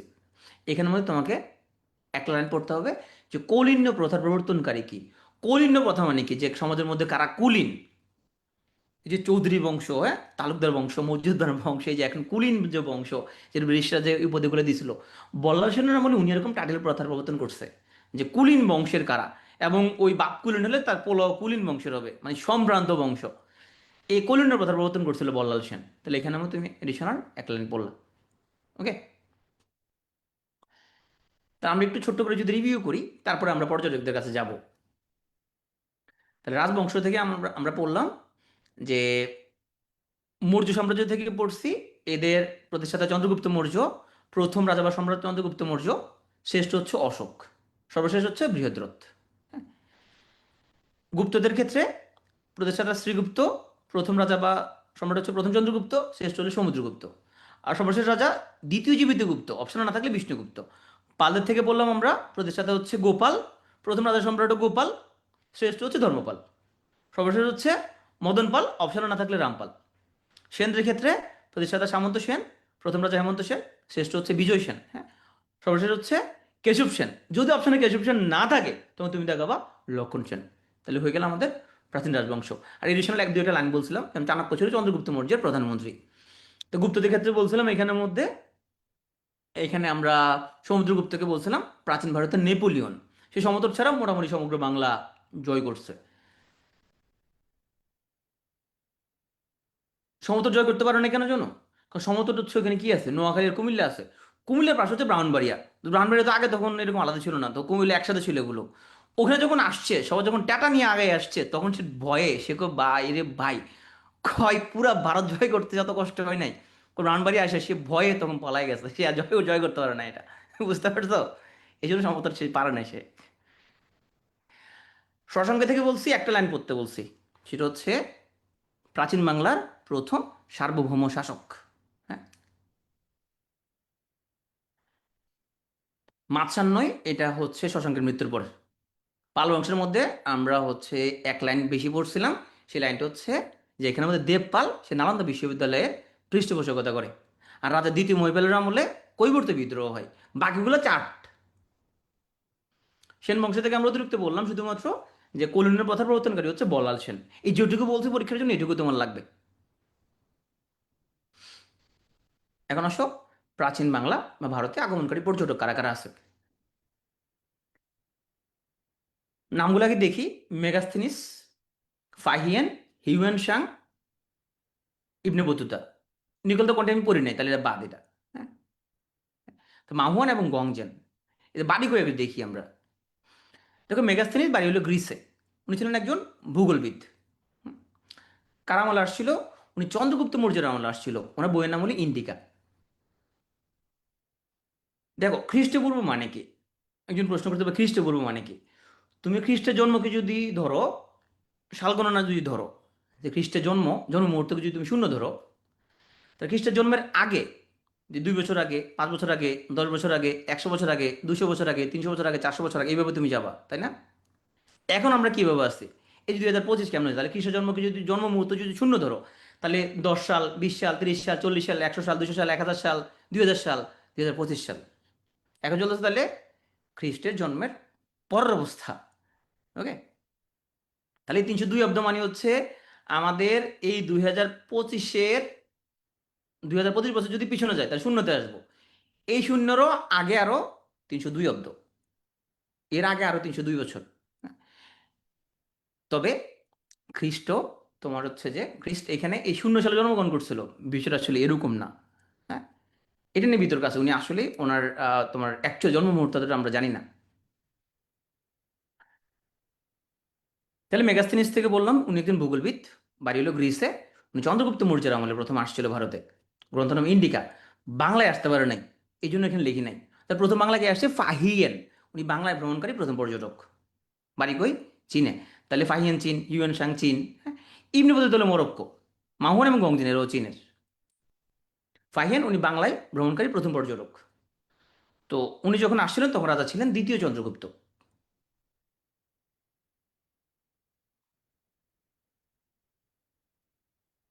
এখন আমাকে কমেন্টে আনসার দাও যে গুপ্ত বংশের শ্রেষ্ঠ শাসকের নাম কি? কমেন্টে আনসার লিখো। গুপ্ত বংশের শ্রেষ্ঠ শাসকের নাম কি? গুপ্ত বংশের শ্রেষ্ঠ শাসকের নাম কি? সমুদ্রগুপ্ত। Very good. শ্রেষ্ঠ হল সমুদ্রগুপ্ত।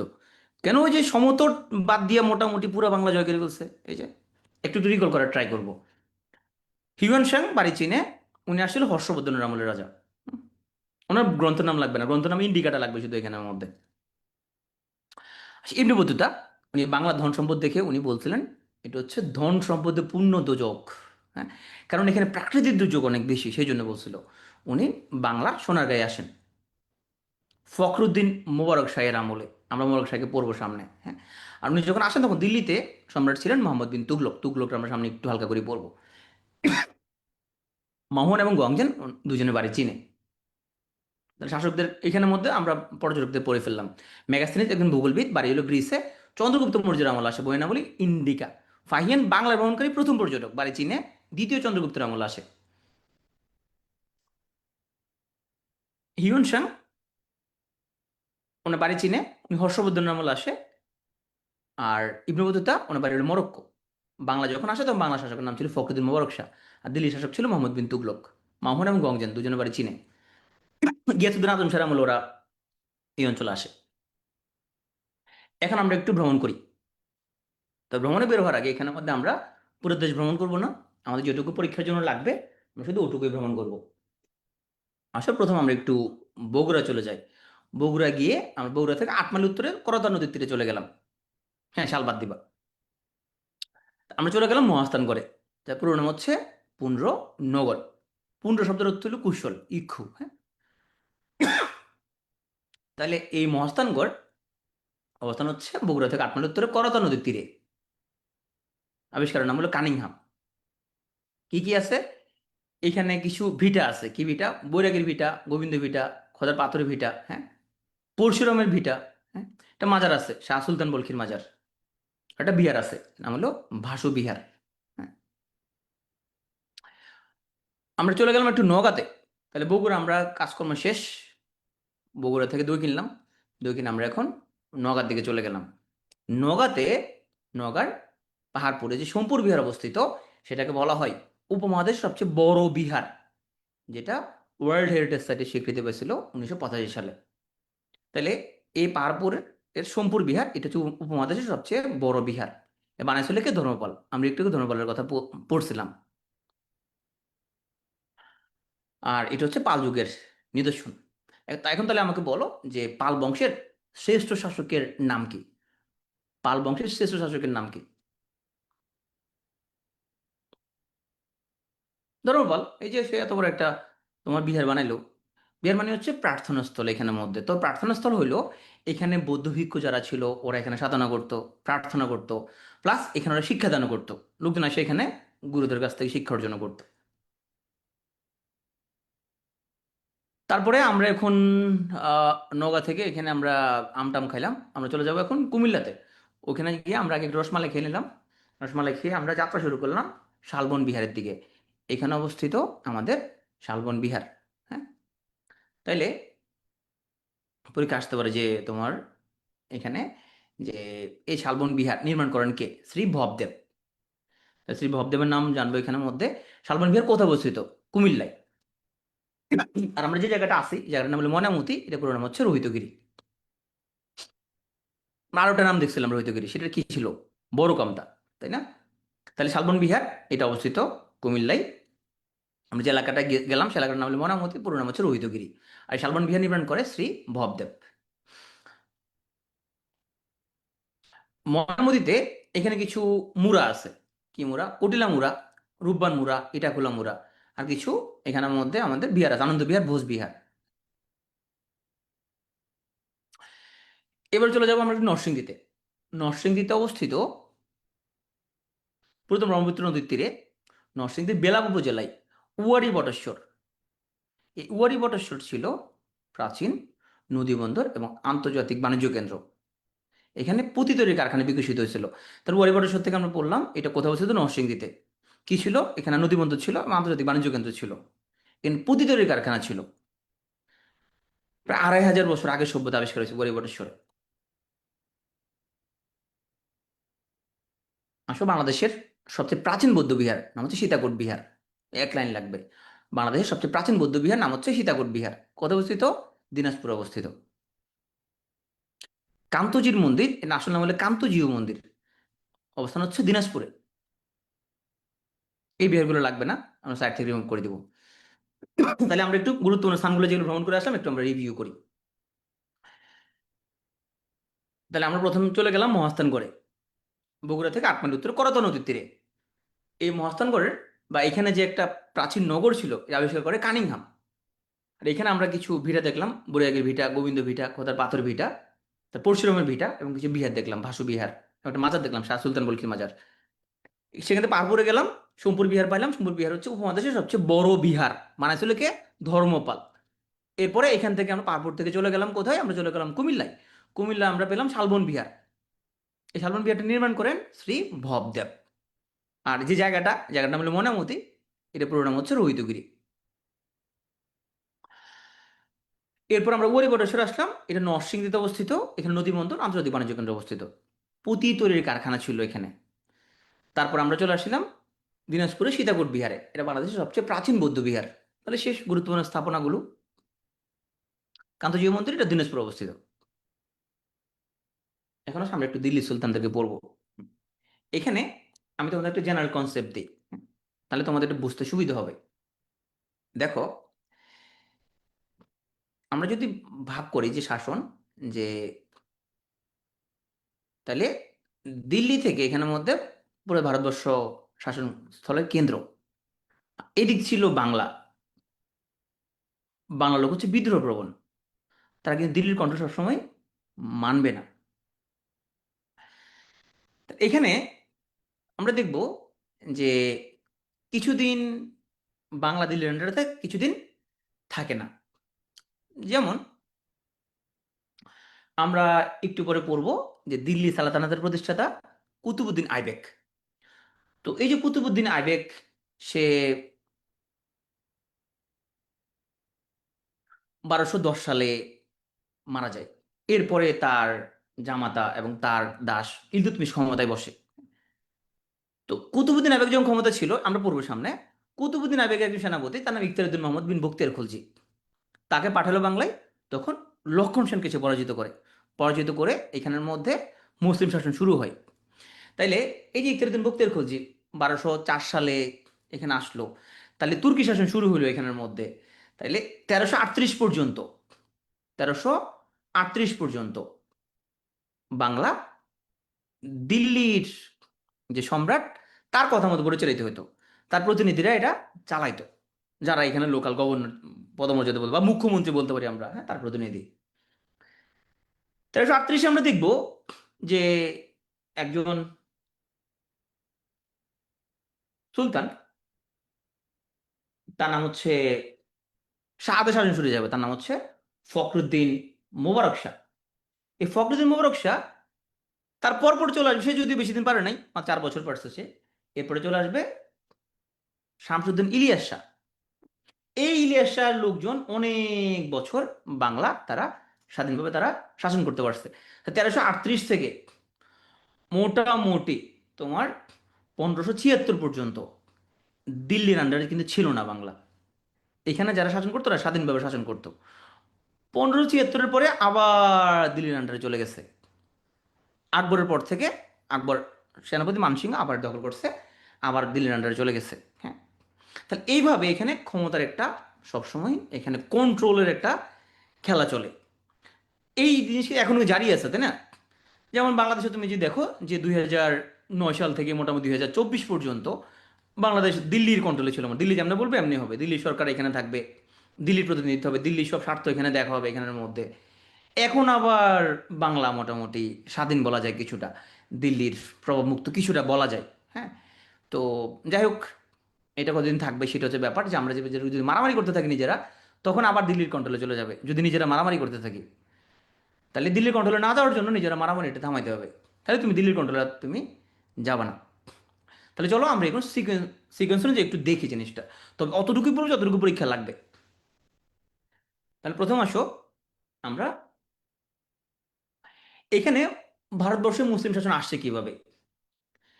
1193 সালে মোহাম্মদ বিন ঘুরি নামক একজন, সে হচ্ছে যে সে প্রথম ভারত জয় করে।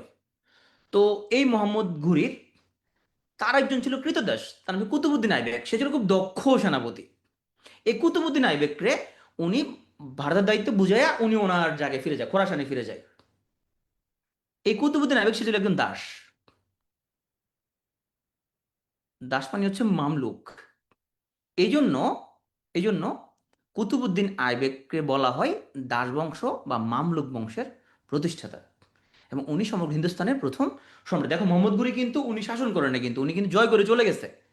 তো কুতুবুদ্দিন আইবেককে উনি রেখে গেছে এখানে আমার শাসন করার জন্য। তো উনি হচ্ছে সমগ্র হিন্দুস্তানের প্রথম সম্রাট, যিনি দাস বংশের বা মামলুক বংশের প্রতিষ্ঠাতা। ওনার উপর একটা লাইন বেশি পড়তে হবে, সেটা হচ্ছে উনি দিল্লির কুতুব মিনার নির্মাণ করেন। উনি প্রচন্ড দানশীল ছিল, যেন ওনাকে লাখ বক্স নামেও ডাকা হয়।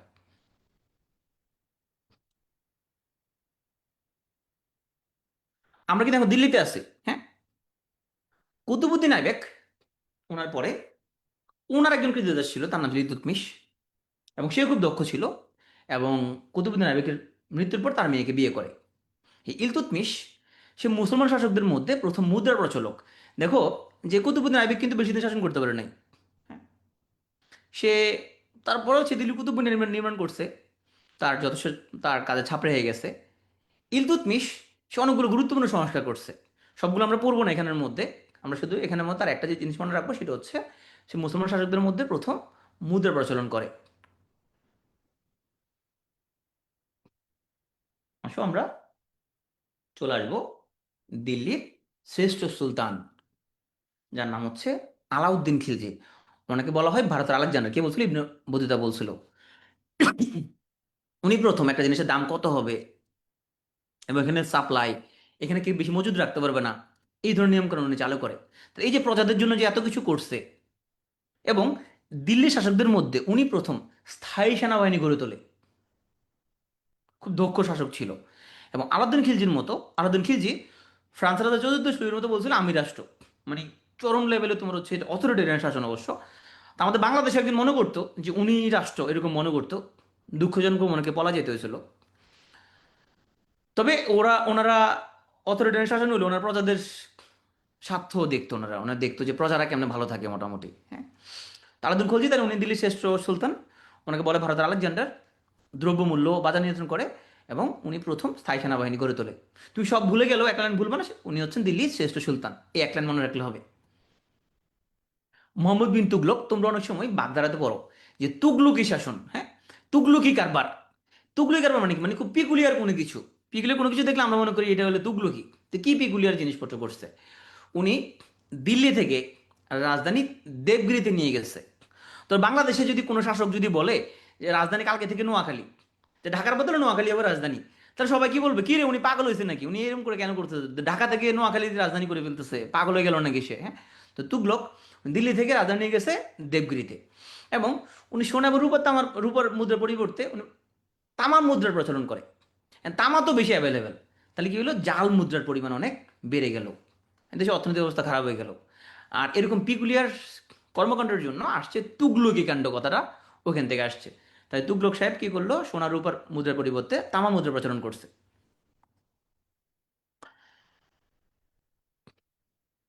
এতক্ষণ যেগুলো আমরা পড়লাম, তো এখানে তোমাদের একটা লাইনে আমি একটু বলে দিই, ইতিহাস সবসময় বায়াসড, সবসময় বায়াসড। দেখো, যে তুগলকরা আমরা একটু কিছুটা ভিলেন মনে করি, এই ভিলেনটা আসলে কারা বানাইছে? কারণ এই ইতিহাসগুলো লেখছে মূলত ইংরেজরা লেখছিল। তো ইংরেজরা ওদের ইতিহাসের মধ্যে সবসময়, যেহেতু মুসলমানরা ওদের প্রতিদ্বন্দ্বী ছিল, ওদের ইতিহাস সবসময় মুসলমানদেরকে ওরা একটু তোমার শাসকদেরকে ওরা খুব আগ্রাসী, তারপরে খুবই হেয় প্রতিপন্ন করার ট্রাই করছে। এই জন্য কিছু ইতিহাসবিদ বলে যে তুগলকের যতটুকু বিলন হিসেবে দেখানো হয়েছে, ইংরেজরা যতটুকু দেখাইছে যে তুগলক আসলে প্রজাতির জন্য অনেক ভালো কাজ করছে, দিল্লি থেকে ট্রান্সফার করছে, তার কারণ ছিল যে তখন বহিঃশত্রুর আক্রমণ থেকে রক্ষা করার জন্য। কিন্তু ওনাকে পোর্ট্রে করা হয়েছে ইতিহাসের মধ্যে খুবই ভিলেন হিসেবে। বাস্তবে উনি হয়তো ওরকম ভিলেন ছিলেন না। তো যাই হোক, আমরা অতটুকু ডিপে আমরা ঢুকবো না, কারণ আমরা অতটুকু বলার টাইম নেই। এতক্ষণ যাদেরকে পড়লাম, ওরা কোথাকার শাসক ছিল, বাংলার নাকি ওরা পুরা তোমার হিন্দুস্তান মানে দিল্লির? এই যে যাদেরকে বললাম আমরা এখানের মধ্যে, কুতুবুদ্দিন আইবেক, ইলতুৎমিশ, দিল্লির। ওকে, এটা মোটামুটি বুঝতে পারছো। এখন আমরা একটু বাংলাতে আসি।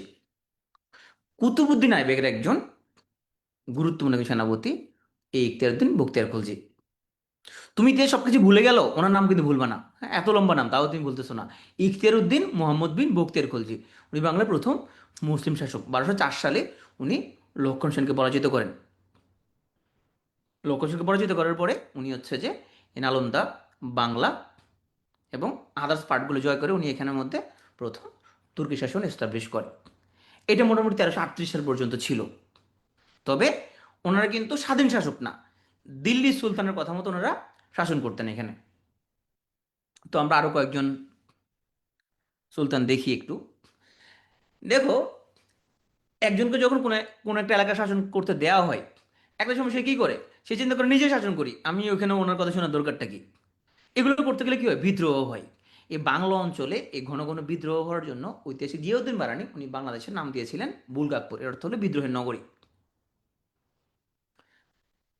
1338 পর্যন্ত তেমন কোনো ঝামেলা নাই, এখানে মোটামুটি সবকিছু কুল চলতেছে। 1338 সালে তখন তোমার ফখরুদ্দিন মোবারক শাহ, ওনার পুরো নাম ছিল ফকরা। হ্যাঁ, ফকরা, সে, দেখো, মানুষ তোমার হচ্ছে যখন তোমার একটু টাকা পয়সাওয়ালা হয়, হ্যাঁ, একটু যখন মোটামুটি এজুকেটেড হয়, তখন মোটামুটি নাম চেঞ্জ করে। বখতিয়ার খলজি 6 সালে মারা গেছিল, উনি কিন্তু বেশি দিন সময় পায় না, উনি 6 সালে মারা গেছিল। 4 সালে বাংলা জয় করে, 6 সালে মারা গেছে উনি। এরপরে তুর্কি শাসকরা বাকিরা কন্টিনিউ করছে এরা। আমি তার 8 থেকে চলে আসছি, এরপর আমরা বাকিদেরকে পড়ি না এখানে, আমাদের অতটুকু আমার পরীক্ষা লাগবে না, যদি সিলেবাসের মধ্যে নাই এই অংশটুকু। এই জন্য আমরা আর বাকিদেরকে পড়তেছি না। ইউজ খলজি বা আদার্স অন্যদের আমরা পড়তাম, ইউজ খলজি বা এদেরকে আমরা পড়বো না এখানের মধ্যে। তো এই ফখরুদ্দিন মোবারক শাহ, ওর নাম ছিল মূলত ফকরা। উনি ওনার, দেখো নর্মালি তুমি কি করো, যে মানুষ একটু যখন টাকা পয়সাওয়ালা হয়, সে না নিজের নাম নিয়ে যাবে, সে সন্তুষ্ট না, তখন কি করে, সে নামের বিভিন্ন টাইটেল বের করে, হ্যাঁ, নাম চেঞ্জ করে, ফেসবুকে ফেক আইডি খুলে, তাই না? এই ফখরুদ্দিন মোবারক শাহ, এটা ছিল ওনার ফেক আইডি, ওনার অরিজিনাল নাম ছিল ফকরা। তো এখন উনি রাজা, উনি তো ফকরা নামে তো চলবে না, হ্যাঁ। ধরো তোমার একজন নাম হচ্ছে তোমার ধরো চুপ্পু, এখন রাষ্ট্রপতি চুপ্পু বললে কেমন জানি লাগে না? তো এখন ওনাকে যদি ফকরা বলে কেউ, এটা নামটা কেমন জানি লাগবে। এই লক্ষণ যুদ্ধ নিয়ে তোমাকে গবেষণা করতে, আমরা জানি যুদ্ধ হয় না ওখানের মধ্যে। ওখানে যেটা হচ্ছে, ইকতাদের বক্তিয়ার বলছে সে ঘোড়া বিক্রেতা ছদ্মবেশে আসছিল এবং ওরা ভয়ে পালা গেছে, এখানের মধ্যে ব্যাপক মারপিট হয়েছিল। অত ডিটেলস লাগবে না। তো মোরাক শাহ উনি এখন, ভাই উনি যদি এখন ফকরা নামে যদি হয়, রাজার নাম যদি ফকরা, কেমন হবে? এখন নাম দিয়েছে কি, ফখরুদ্দিন মোবারক শাহ। শাহ, উনি ছিল বাংলার প্রথম স্বাধীন সুলতান। 1338 সালে উনি বলে আমি বাংলা স্বাধীনতা ঘোষণা করলাম সোনারগাঁয়ের শাসক হিসেবে। উনি কিন্তু পুরো বাংলা সবগুলো এলাকা দখল করতে পারে নাই। তাহলে দখল করছে কি পুরোটা? দখল করছে শামসুদ্দিন ইলিয়াস শাহ। বাংলা সবগুলো এলাকা উনি জয় করছে, জয় করে নাম দিলেন বাঙ্গালা। হ্যাঁ, শাহ মানে তুমি এই যে ধরো তোমার নাম আহমদুল্লাহ, এখন তুমি বলে আহমদুল্লাহ শাহ, তাহলে তুমি একটা ভাব আসবে না নামের মধ্যে? একটা ভাব আসবে, হ্যাঁ, এভাবে। তা আমার নাম শামসুল আরিফিন, আমি দিলাম শামসুল আরিফিন শাহ, একটা ভাব আসলো আলাদা। এবং এই শামসুদ্দিন ইলিয়াস শাহ, উনি বাংলার সবগুলো জনপদ একত্র করে নাম দিলেন বাঙ্গালা। সেজন্য ওনাকে বলা হয় অবিভক্ত বাংলার প্রথম স্বাধীন মুসলিম শাসনকর্তা। সবগুলো এলাকায় একসাথে উনি করে নাম দিছে বাঙ্গালা। এবং তার সময় থেকে বাংলা অধিবাসীগণ পরিচিত হয় বাঙালি নামে। তো আমাদের এই যে ইলিয়াস শাহ ভাইয়ের, ওনার বংশরা অনেক বছর শাসন করছে। নাম ছিল ইলিয়াস শাহী বংশ। হ্যাঁ, অনেক বছর তারা ছিল শাসন ক্ষমতায়। একদম এখান থেকে শুরু করে 1342 সাল মুখস্থ করতে পারেন, 1342 থেকে শুরু করে একদম তোমার 1487 পর্যন্ত এরা, হ্যাঁ, বস লোক বোঝা যাচ্ছে, এরা অনেক বছর শাসন করছে। অল্প কিছুদিন ছিল হাবশি। আমরা পড়বো না এগুলো অবশ্য। হাবশিরা ছিল মাত্র তোমার 6 বছরের মতো, অল্প কিছুদিন আরবের হাবশিরা ছিল। এরপরে হোসেন শাহী আমল শুরু হয়েছে তোমার 1494 থেকে, 94 থেকে একদম 1538 পর্যন্ত। সালটা এগুলো মুখস্থ করতে হবে না, এগুলো বাদ। তুমি জাস্ট আমাদের ইলিয়াস শাহী ভাইকে নামটা জানো, ভাইয়ের নাম হচ্ছে শাহী বাঙ্গাল, এবং উনি বাংলার সব জনপদ একত্র করছেন। ওনার নাম হচ্ছে কি শাহী বাঙ্গালা, বাংলার শাহ সে। আসো আমরা এখন আমাদের হোসেন শাহী বংশের শুরু করি আমরা। তাহলে আমাদের শামসুদ্দিন ইলিয়াস শাহ, ওনার বংশ অনেক বছর শাসন করছে। কত বছর সেটা তোমার জানার দরকার নাই, সালো মুখস্থ করার দরকার নাই।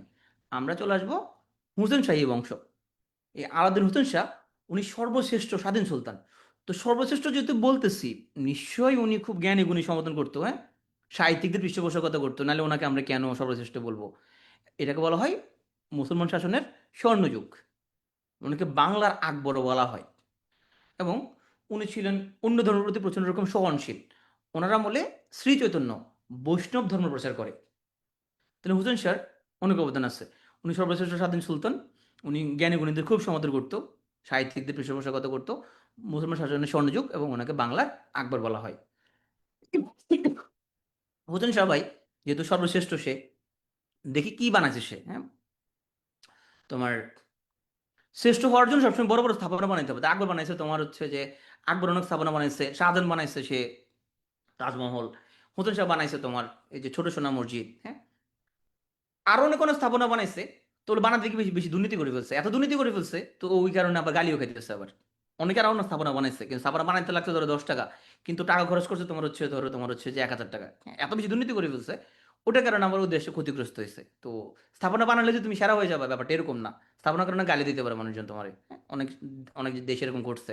বড় একটা ব্রিজ বানাইছে, ওই ব্রিজে যতটা খরচ লাগছে তার চেয়ে অনেক কয়েক গুণ বেশি টাকা পাচার করে দিচ্ছে, তো মাঝে গালি দিচ্ছে। এই স্থাপনা বানালে হবে না, তোমাকে মানে টাকাটা তোমাকে প্রপারলি ইউজ করতে হবে সুন্দর করে। আদিল হোসেন শাহ উনি বানাইছে ছোট সোনা মসজিদ, হ্যাঁ, চাঁপাইনবাবগঞ্জে অবস্থিত। আর ওনার ছেলে আবার ওনার থেকে আর বড়, সে মানে বড় সোনা মসজিদ, হ্যাঁ। তাহলে হোসেন শাহ পোলা নুসরাত শাহ বানাইছে এটা।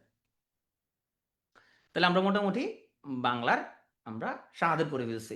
ইলিয়াসের উপর বললাম কি, ইলিয়াস শাহ হচ্ছে আমাদের শাহী বাঙ্গাল। তার আগে বলছি ফখরুদ্দিন মোবারক শাহ, সে প্রথম স্বাধীন সুলতান। তো পুরো এলাকা কিন্তু দখল করতে পারে না সে, হ্যাঁ, সমগ্র বাংলাকে তোমরা একসাথে করে বাংলা নাম দিছে কে, শামসুদ্দিন ইলিয়াস শাহ। এই জন্য তার নাম হচ্ছে শাহী বাঙ্গাল। এবং এই সময় থেকে বাংলার অধিবাসীগণ পরিচিত হয় বাঙালি নামে। এরপরে আমরা ইলিয়াস শাহী বংশের ওরা অনেক বছর শাসন করছে, সেটা আমরা জানতেছি না আর, হাফসিরদের ব্যাপারে জানলাম না। আমরা চলে আসছি হুসেন শাহী বংশ। হুসেন শাহী বংশের মধ্যে আমরা চলে আসছি সর্বশ্রেষ্ঠ শাসক আলাউদ্দিন হোসেন শাহ, সর্বশ্রেষ্ঠ স্বাধীন সুলতান, স্বর্ণযুগ, বাংলার আকবর, জ্ঞানীগুণী সাহিত্যিকদের পৃষ্ঠপোষকতা করছিল। আচ্ছা, এই যে এই শাহাদের পড়তেছি, এরা কি দিল্লির কথা মতো চালাইতো নাকি নিজেরা নিজেরা স্বাধীন ছিল? এই যে আমাদের ইলিয়াস শাহ, হোসেন শাহ, এরা, হোসেন শাহ পোলা নুসরাত শাহ, এরা ছিল স্বাধীন, ভেরি গুড, এরা এখনো স্বাধীনতা আমাদের আছে, এরা স্বাধীনভাবে চালাচ্ছে। ওকে, আমরা এখন দিল্লির শাসন ক্ষমতা একটু আমরা চেঞ্জ করব। দিল্লির শাসন ক্ষমতা একটু আমরা চেঞ্জ করে চলো ওখানে। আমরা তাহলে প্রথমে দিল্লির কিছুদিন আমরা চালাইলাম দিল্লি, এরপর আবার বাংলা চলে আসছি। এখন আবার একটু দিল্লিতে চলে যাই, তারপর আবার বাংলা আবার ফিরে আসবো। সম্রাট বাবর 1526 সালে ইব্রাহিম লোদিকে পানিপথের প্রথম যুদ্ধে পরাজিত করেন এবং মুঘল সাম্রাজ্য প্রতিষ্ঠা করে। তো চলো, বাবর কিন্তু বাংলা জয় করতে পারে নাই। বাংলা আরো অনেক পরের ঘটনা আসবে। বাংলা বাংলা ওনার ছেলে আসছিল কিন্তু সুবিধা করতে পারে নাই। আমরা বাংলা পরে আসতেছি। তাই মুঘল সাম্রাজ্যের প্রতিষ্ঠাতা হচ্ছে সম্রাট জহিরুদ্দিন মোহাম্মদ বাবর। বাবরের ছেলে হুমায়ুন, উনি প্রথম বাংলায় আগমন করতে চাইছে। বাংলায় এসে উনি দেখলো যে বাংলার ম্যাক্সিমাম মেয়ের নাম হলো জান্নাত, জান্নাতুল ফেরদৌস, জান্নাতুল মাওয়া, হ্যাঁ, তারপরে তোমার হচ্ছে জান্নাতুল নূর, ম্যাক্সিমাম মেয়ের নাম হলো জান্নাত বাংলাদেশের, হ্যাঁ। তুমি বলে কি রে, এত জান্নাত কেন এখানের মধ্যে? কয়টা নাম তাহলে জান্নাতাবাদ রাখতে হবে? তুমি দেখো আমাদের এখন যে যারা জুমে ক্লাস করতেছে, দেখো এই ম্যাক্সিমাম মেয়ের নাম কিন্তু জান্নাত। ম্যাক্সিমাম দেখো যে অনেক জান্নাত আছে আমাদের এখানে, তো উনি বললো যে তো জান্নাত যেহেতু, তো নিশ্চয়ই এখানে এলাকাটা নিশ্চয়ই জান্নাত, অনেক ভালো, হ্যাঁ, মনোরম পরিবেশ, অনেক সুন্দর একটা পরিবেশ, জান্নাত নাম দিছে, জান্নাতাবাদ। হুম। তো যাই হোক, হুমায়ুন ভাই এখানে বেশি সুবিধা করতে পারে না। হুমায়ুন ভাই যাওয়ার পথে শেরশাহ হচ্ছে ওনাকে একটা, তোমার এখানে আইসা ভাতটাত খাইয়া একদম উনি তোমার অলস হয়ে গেছিল। তো পথে যাওয়ার সময় ওই তোমার শেরশাহ ওনাকে অ্যাটাক দিছিল। বাংলা আসাটা ভাইয়ের এখানে খুব বেশি আসলে সুবিধা নেই, কারণ এখানে আসে অনেক মজার মজার খাবার টাবার খাইয়া পেটের বড় হয়ে গেছে, অলস হয়ে গেছিল। তো আমরা ওই শেরশাহ ভাই হুমায়ুন থেকে তোমার হচ্ছে যে সাম্রাজ্য দখল করে ফেলছিল। তো শেরশাহ ভাই উনি হলো আফগান। হ্যাঁ, উনি হচ্ছে আফগান। উনি দাম নামক মুদ্রার প্রচলন করে। শেরশাহ ভাইয়ের কিন্তু অনেক অবদান আছে আমাদের, হ্যাঁ। তো উনি এসে দেখলো যে কিরে এত জান্নাত, কিন্তু জান্নাতরা তো ওরা তো আসলে নাম শুধু জান্নাত হলে হবে না, মানুষ তো আসলে মনে আবেগ প্রকাশ করতে হয়। তো আবেগ প্রকাশ করার কোনো ব্যবস্থা নেই আসলে, প্রেম ভালোবাসা করবে ব্যবস্থা নাই, তখন তো আসলে মোবাইল ছিল না। তখন তোমার হচ্ছে চিঠিপত্র লেখার মাধ্যমে, এখন তাহলে কেমনে কি কি কি করবে? তো একজন বাংলা বসে সে তোমার অনেক দূরের একটা এলাকার এক চিঠি লিখবে, এটা কেমনে লিখবে? তখন এটা সে চিন্তা করলো এটা কেমনে হবে, তাহলে জান্নাতের তো একটা চিঠি লেখার ব্যবস্থা করে দিতে হবে। তখন সে ঘোড়ার ডাকের ব্যবস্থা করছে, মানে ঘোড়ার মাধ্যমে তোমার ওই চিঠিপত্রগুলা আদান প্রদান হইতো, মানে চিঠি নিয়ে যেত, ডাক নিয়ে যেত। তো এখন জান্নাতদেররা তো এখানে তোমার শুধু নারায়ণগঞ্জ থাকলে হবে না, সোনাগা থাকলে হবে না, ওরা দিল্লিতেও ঘুরাঘুরি করতে যাইতে হবে, জামা কাপড় কিনবে। উনি একটা রোড বানিয়ে দিয়েছে তাদেরকে, হ্যাঁ। নাম হলো গ্র্যান্ড ট্রাঙ্ক রোড, সড়কি আজম, একদম নারায়ণগঞ্জের সোনারগাঁ থেকে একদম দিল্লি পর্যন্ত, হ্যাঁ। তো শেরশাহ ভাই আরো কিছু ভালো কাজ করছে। উনি এখানে আগে তোমার জায়গা জমি মানুষ কিনলে কোনো দলিল ছিল না, কাগজপত্র ছিল না, তো এই কাগজপত্রের ব্যবস্থা উনি করছে। কবুলিয়ত এবং পাট্টা প্রথার প্রবর্তন করছে উনি, হ্যাঁ। তাহলে আমাদের শেরশাহ ভাই উনি হচ্ছে তোমার আফগান, অল্প কিছুদিন শাসন করছে, কিন্তু এরপরও সে 14-15 বছর ছিল সে, কিন্তু ওই সময় সে অনেক ভালো কিছু ব্যবস্থা করে দিয়ে গেছে, বিশাল একটা রোড বানাইছে।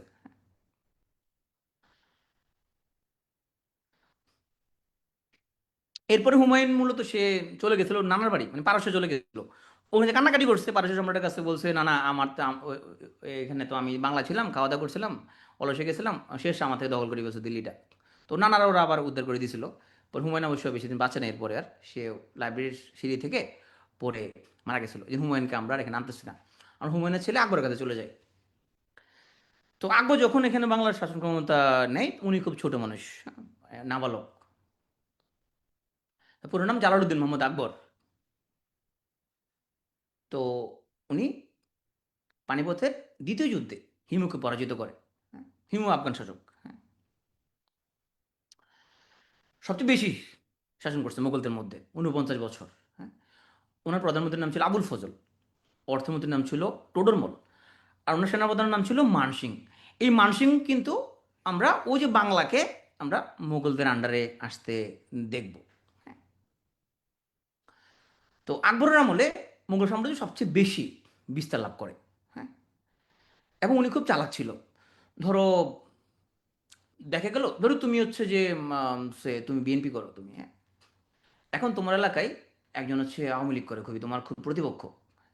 তুমি একটা কাজ করতে পারো, ওনার মেয়েকে বিয়ে করে ফেলবা তুমি। তাহলে ওনার মেয়েকে যদি বিয়ে করে ফেলো, তাহলে তুমি ওনার জামাই হয়ে গেল না? তুমি হয়ে গেলে জামাই, জামাইকে তো আর মারতে পারবে না, হ্যাঁ। আকবর ছিল এরকম চালাক। ধরো কোন একটা রাজ্য ওনার বিরোধিতা করবে, রাজপুতরা বিরোধিতা করবে, কি করতো, রাজপুতদের মেয়ে একটা বিয়ে করে ফেলছে, আমি তো আপনাদের জামাই, এখন আমাকে তো মারতে পারবেন না, জামাইকে কি মারা যায়? চালাক ছিল সে, হ্যাঁ। এই বিভিন্ন সে তোমার কূটনীতি ইউজ করতো। একজন যোধা আকবর অনেকে দেখছে, রাইট, যুদ্ধ করছে, কূটনীতি খাটাইছে, এটা তো কূটনীতি, একটা কূটনীতি এটা। 5 মিনিট ব্রেক দিতে আছে, একটু আকবরটা শেষ করে এরপর ব্রেক দেবো। আকবর দিন এলাহি নামক একটা নতুন ধর্ম প্রবর্তন করছে, হিন্দু ধর্ম থেকে একটু, ইসলাম ধর্ম থেকে একটু, হ্যাঁ, সব ধর্ম থেকে একটু একটু নিয়ে একটা ভাবছিল সে সবাই মনে গ্রহণ করবে, যাই সবাই এখানে মাত্র 18 থেকে 19 জনের মতো ধর্ম গ্রহণ করছিল।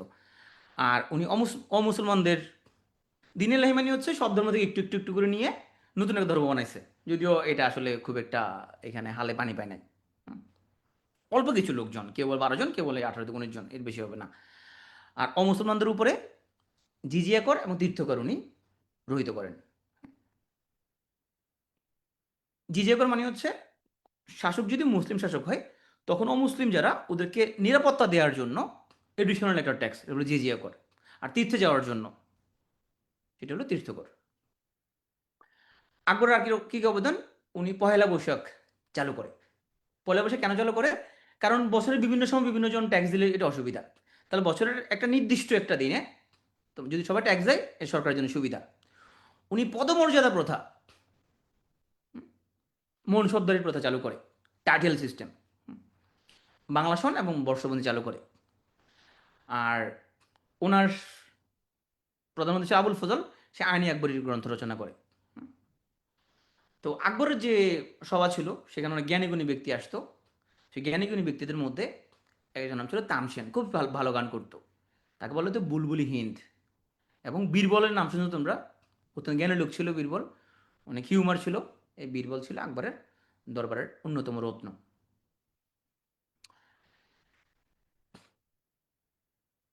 আকবরের পরে চলে আসলাম আমরা আকবরের বলা জাহাঙ্গীরের কাছে। হ্যাঁ, জাহাঙ্গীর থেকে পড়তে ওনার নাম অনুসারে ঢাকার নামকরণ করা হয়েছিল জাহাঙ্গীরনগর। তাহলে দেখো যে আকবরের আমলে আকবরের সেনাপতি মান সিং, সে বাংলা তখন কিন্তু আফগানদের আন্ডারে ছিল। হ্যাঁ, বাংলা তখন আফগানদের আন্ডারে ছিল। ও যে শেষ সাথে চালু করে দিয়ে গেল, বাংলা স্বাধীনে ছিল। তাহলে 1576 সালে, সাল তো মুখস্থ করতে হবে না, 1576 সালে আকবরের সেনাপতি মান সিং, সে দাউদ খান কররানীকে পরাজিত করে বাংলাকে মোগলদের আন্ডারে নিয়ে যায়। কিন্তু পুরোটা কিন্তু পারে নাই। বারো ভূঁইয়ারা তখনও মোগলদের আধিপত্য মেনে নেয় নাই। তাইলে এই বারো ভূঁইয়াদেরকে চূড়ান্ত পরাজয় করে সম্রাট জাহাঙ্গীর।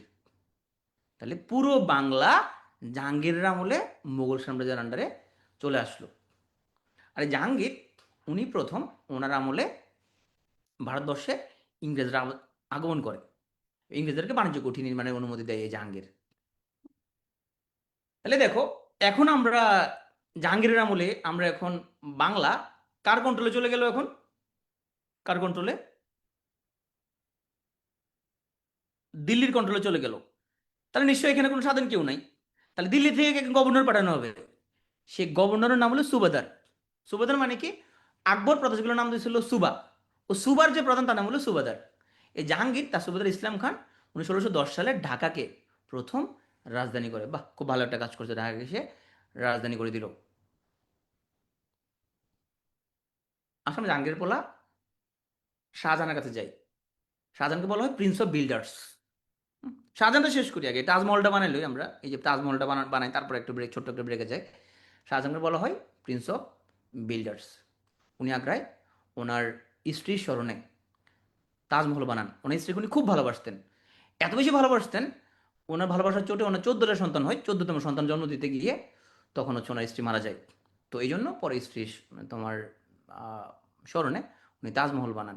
অনেকে যদি বলে যে আসলে স্ত্রী স্মরণে না, উনি দেখাতে চাইছে যে এরকম উনি বানাইতে বানাইতে পারে এরকম, সবাই যাতে ওনাকে মনে রাখে। কি হাসতেছো কেন তোমরা এখানে? তাজমহল বানায় এবং ময়ূর সিংহাসন বানায় উনি। পরে নাদির শাহকে আমরা দেখবো এই ময়ূর সিংহাসন চুরি করে নিয়ে গেছে। এবং দিল্লি লাল রেড ফোর্ট, যেটা লাল কেল্লাও আমাদের এই শাহজাহান বানায়। কি ভালোবাসা সন্তান হবে না? সন্তানদের ভালোবাসলেই হবে, অন্য কিছু করলে কি হবে নাকি? তো সর্বশেষ মোগল শাসক, তার নাম হচ্ছে দ্বিতীয় বাহাদুর শাহ।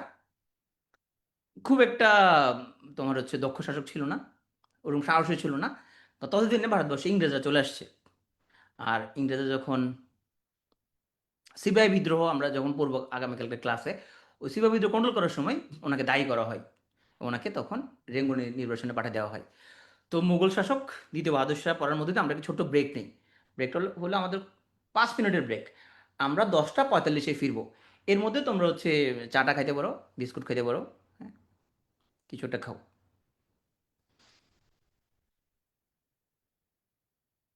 10টা 45 আমরা ফিরবো। ওকে? শাহজাহান কাটেল মেনে নিবা? আচ্ছা,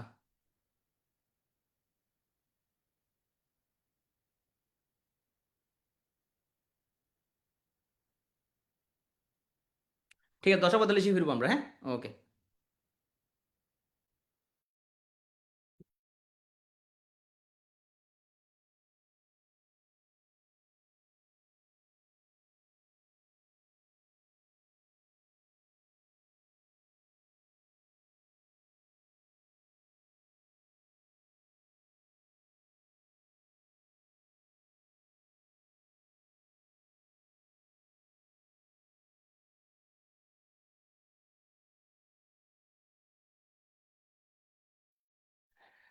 বাবুর নাম বাবুর নাম হচ্ছে আনুভা পার্সিয়ান ওভা।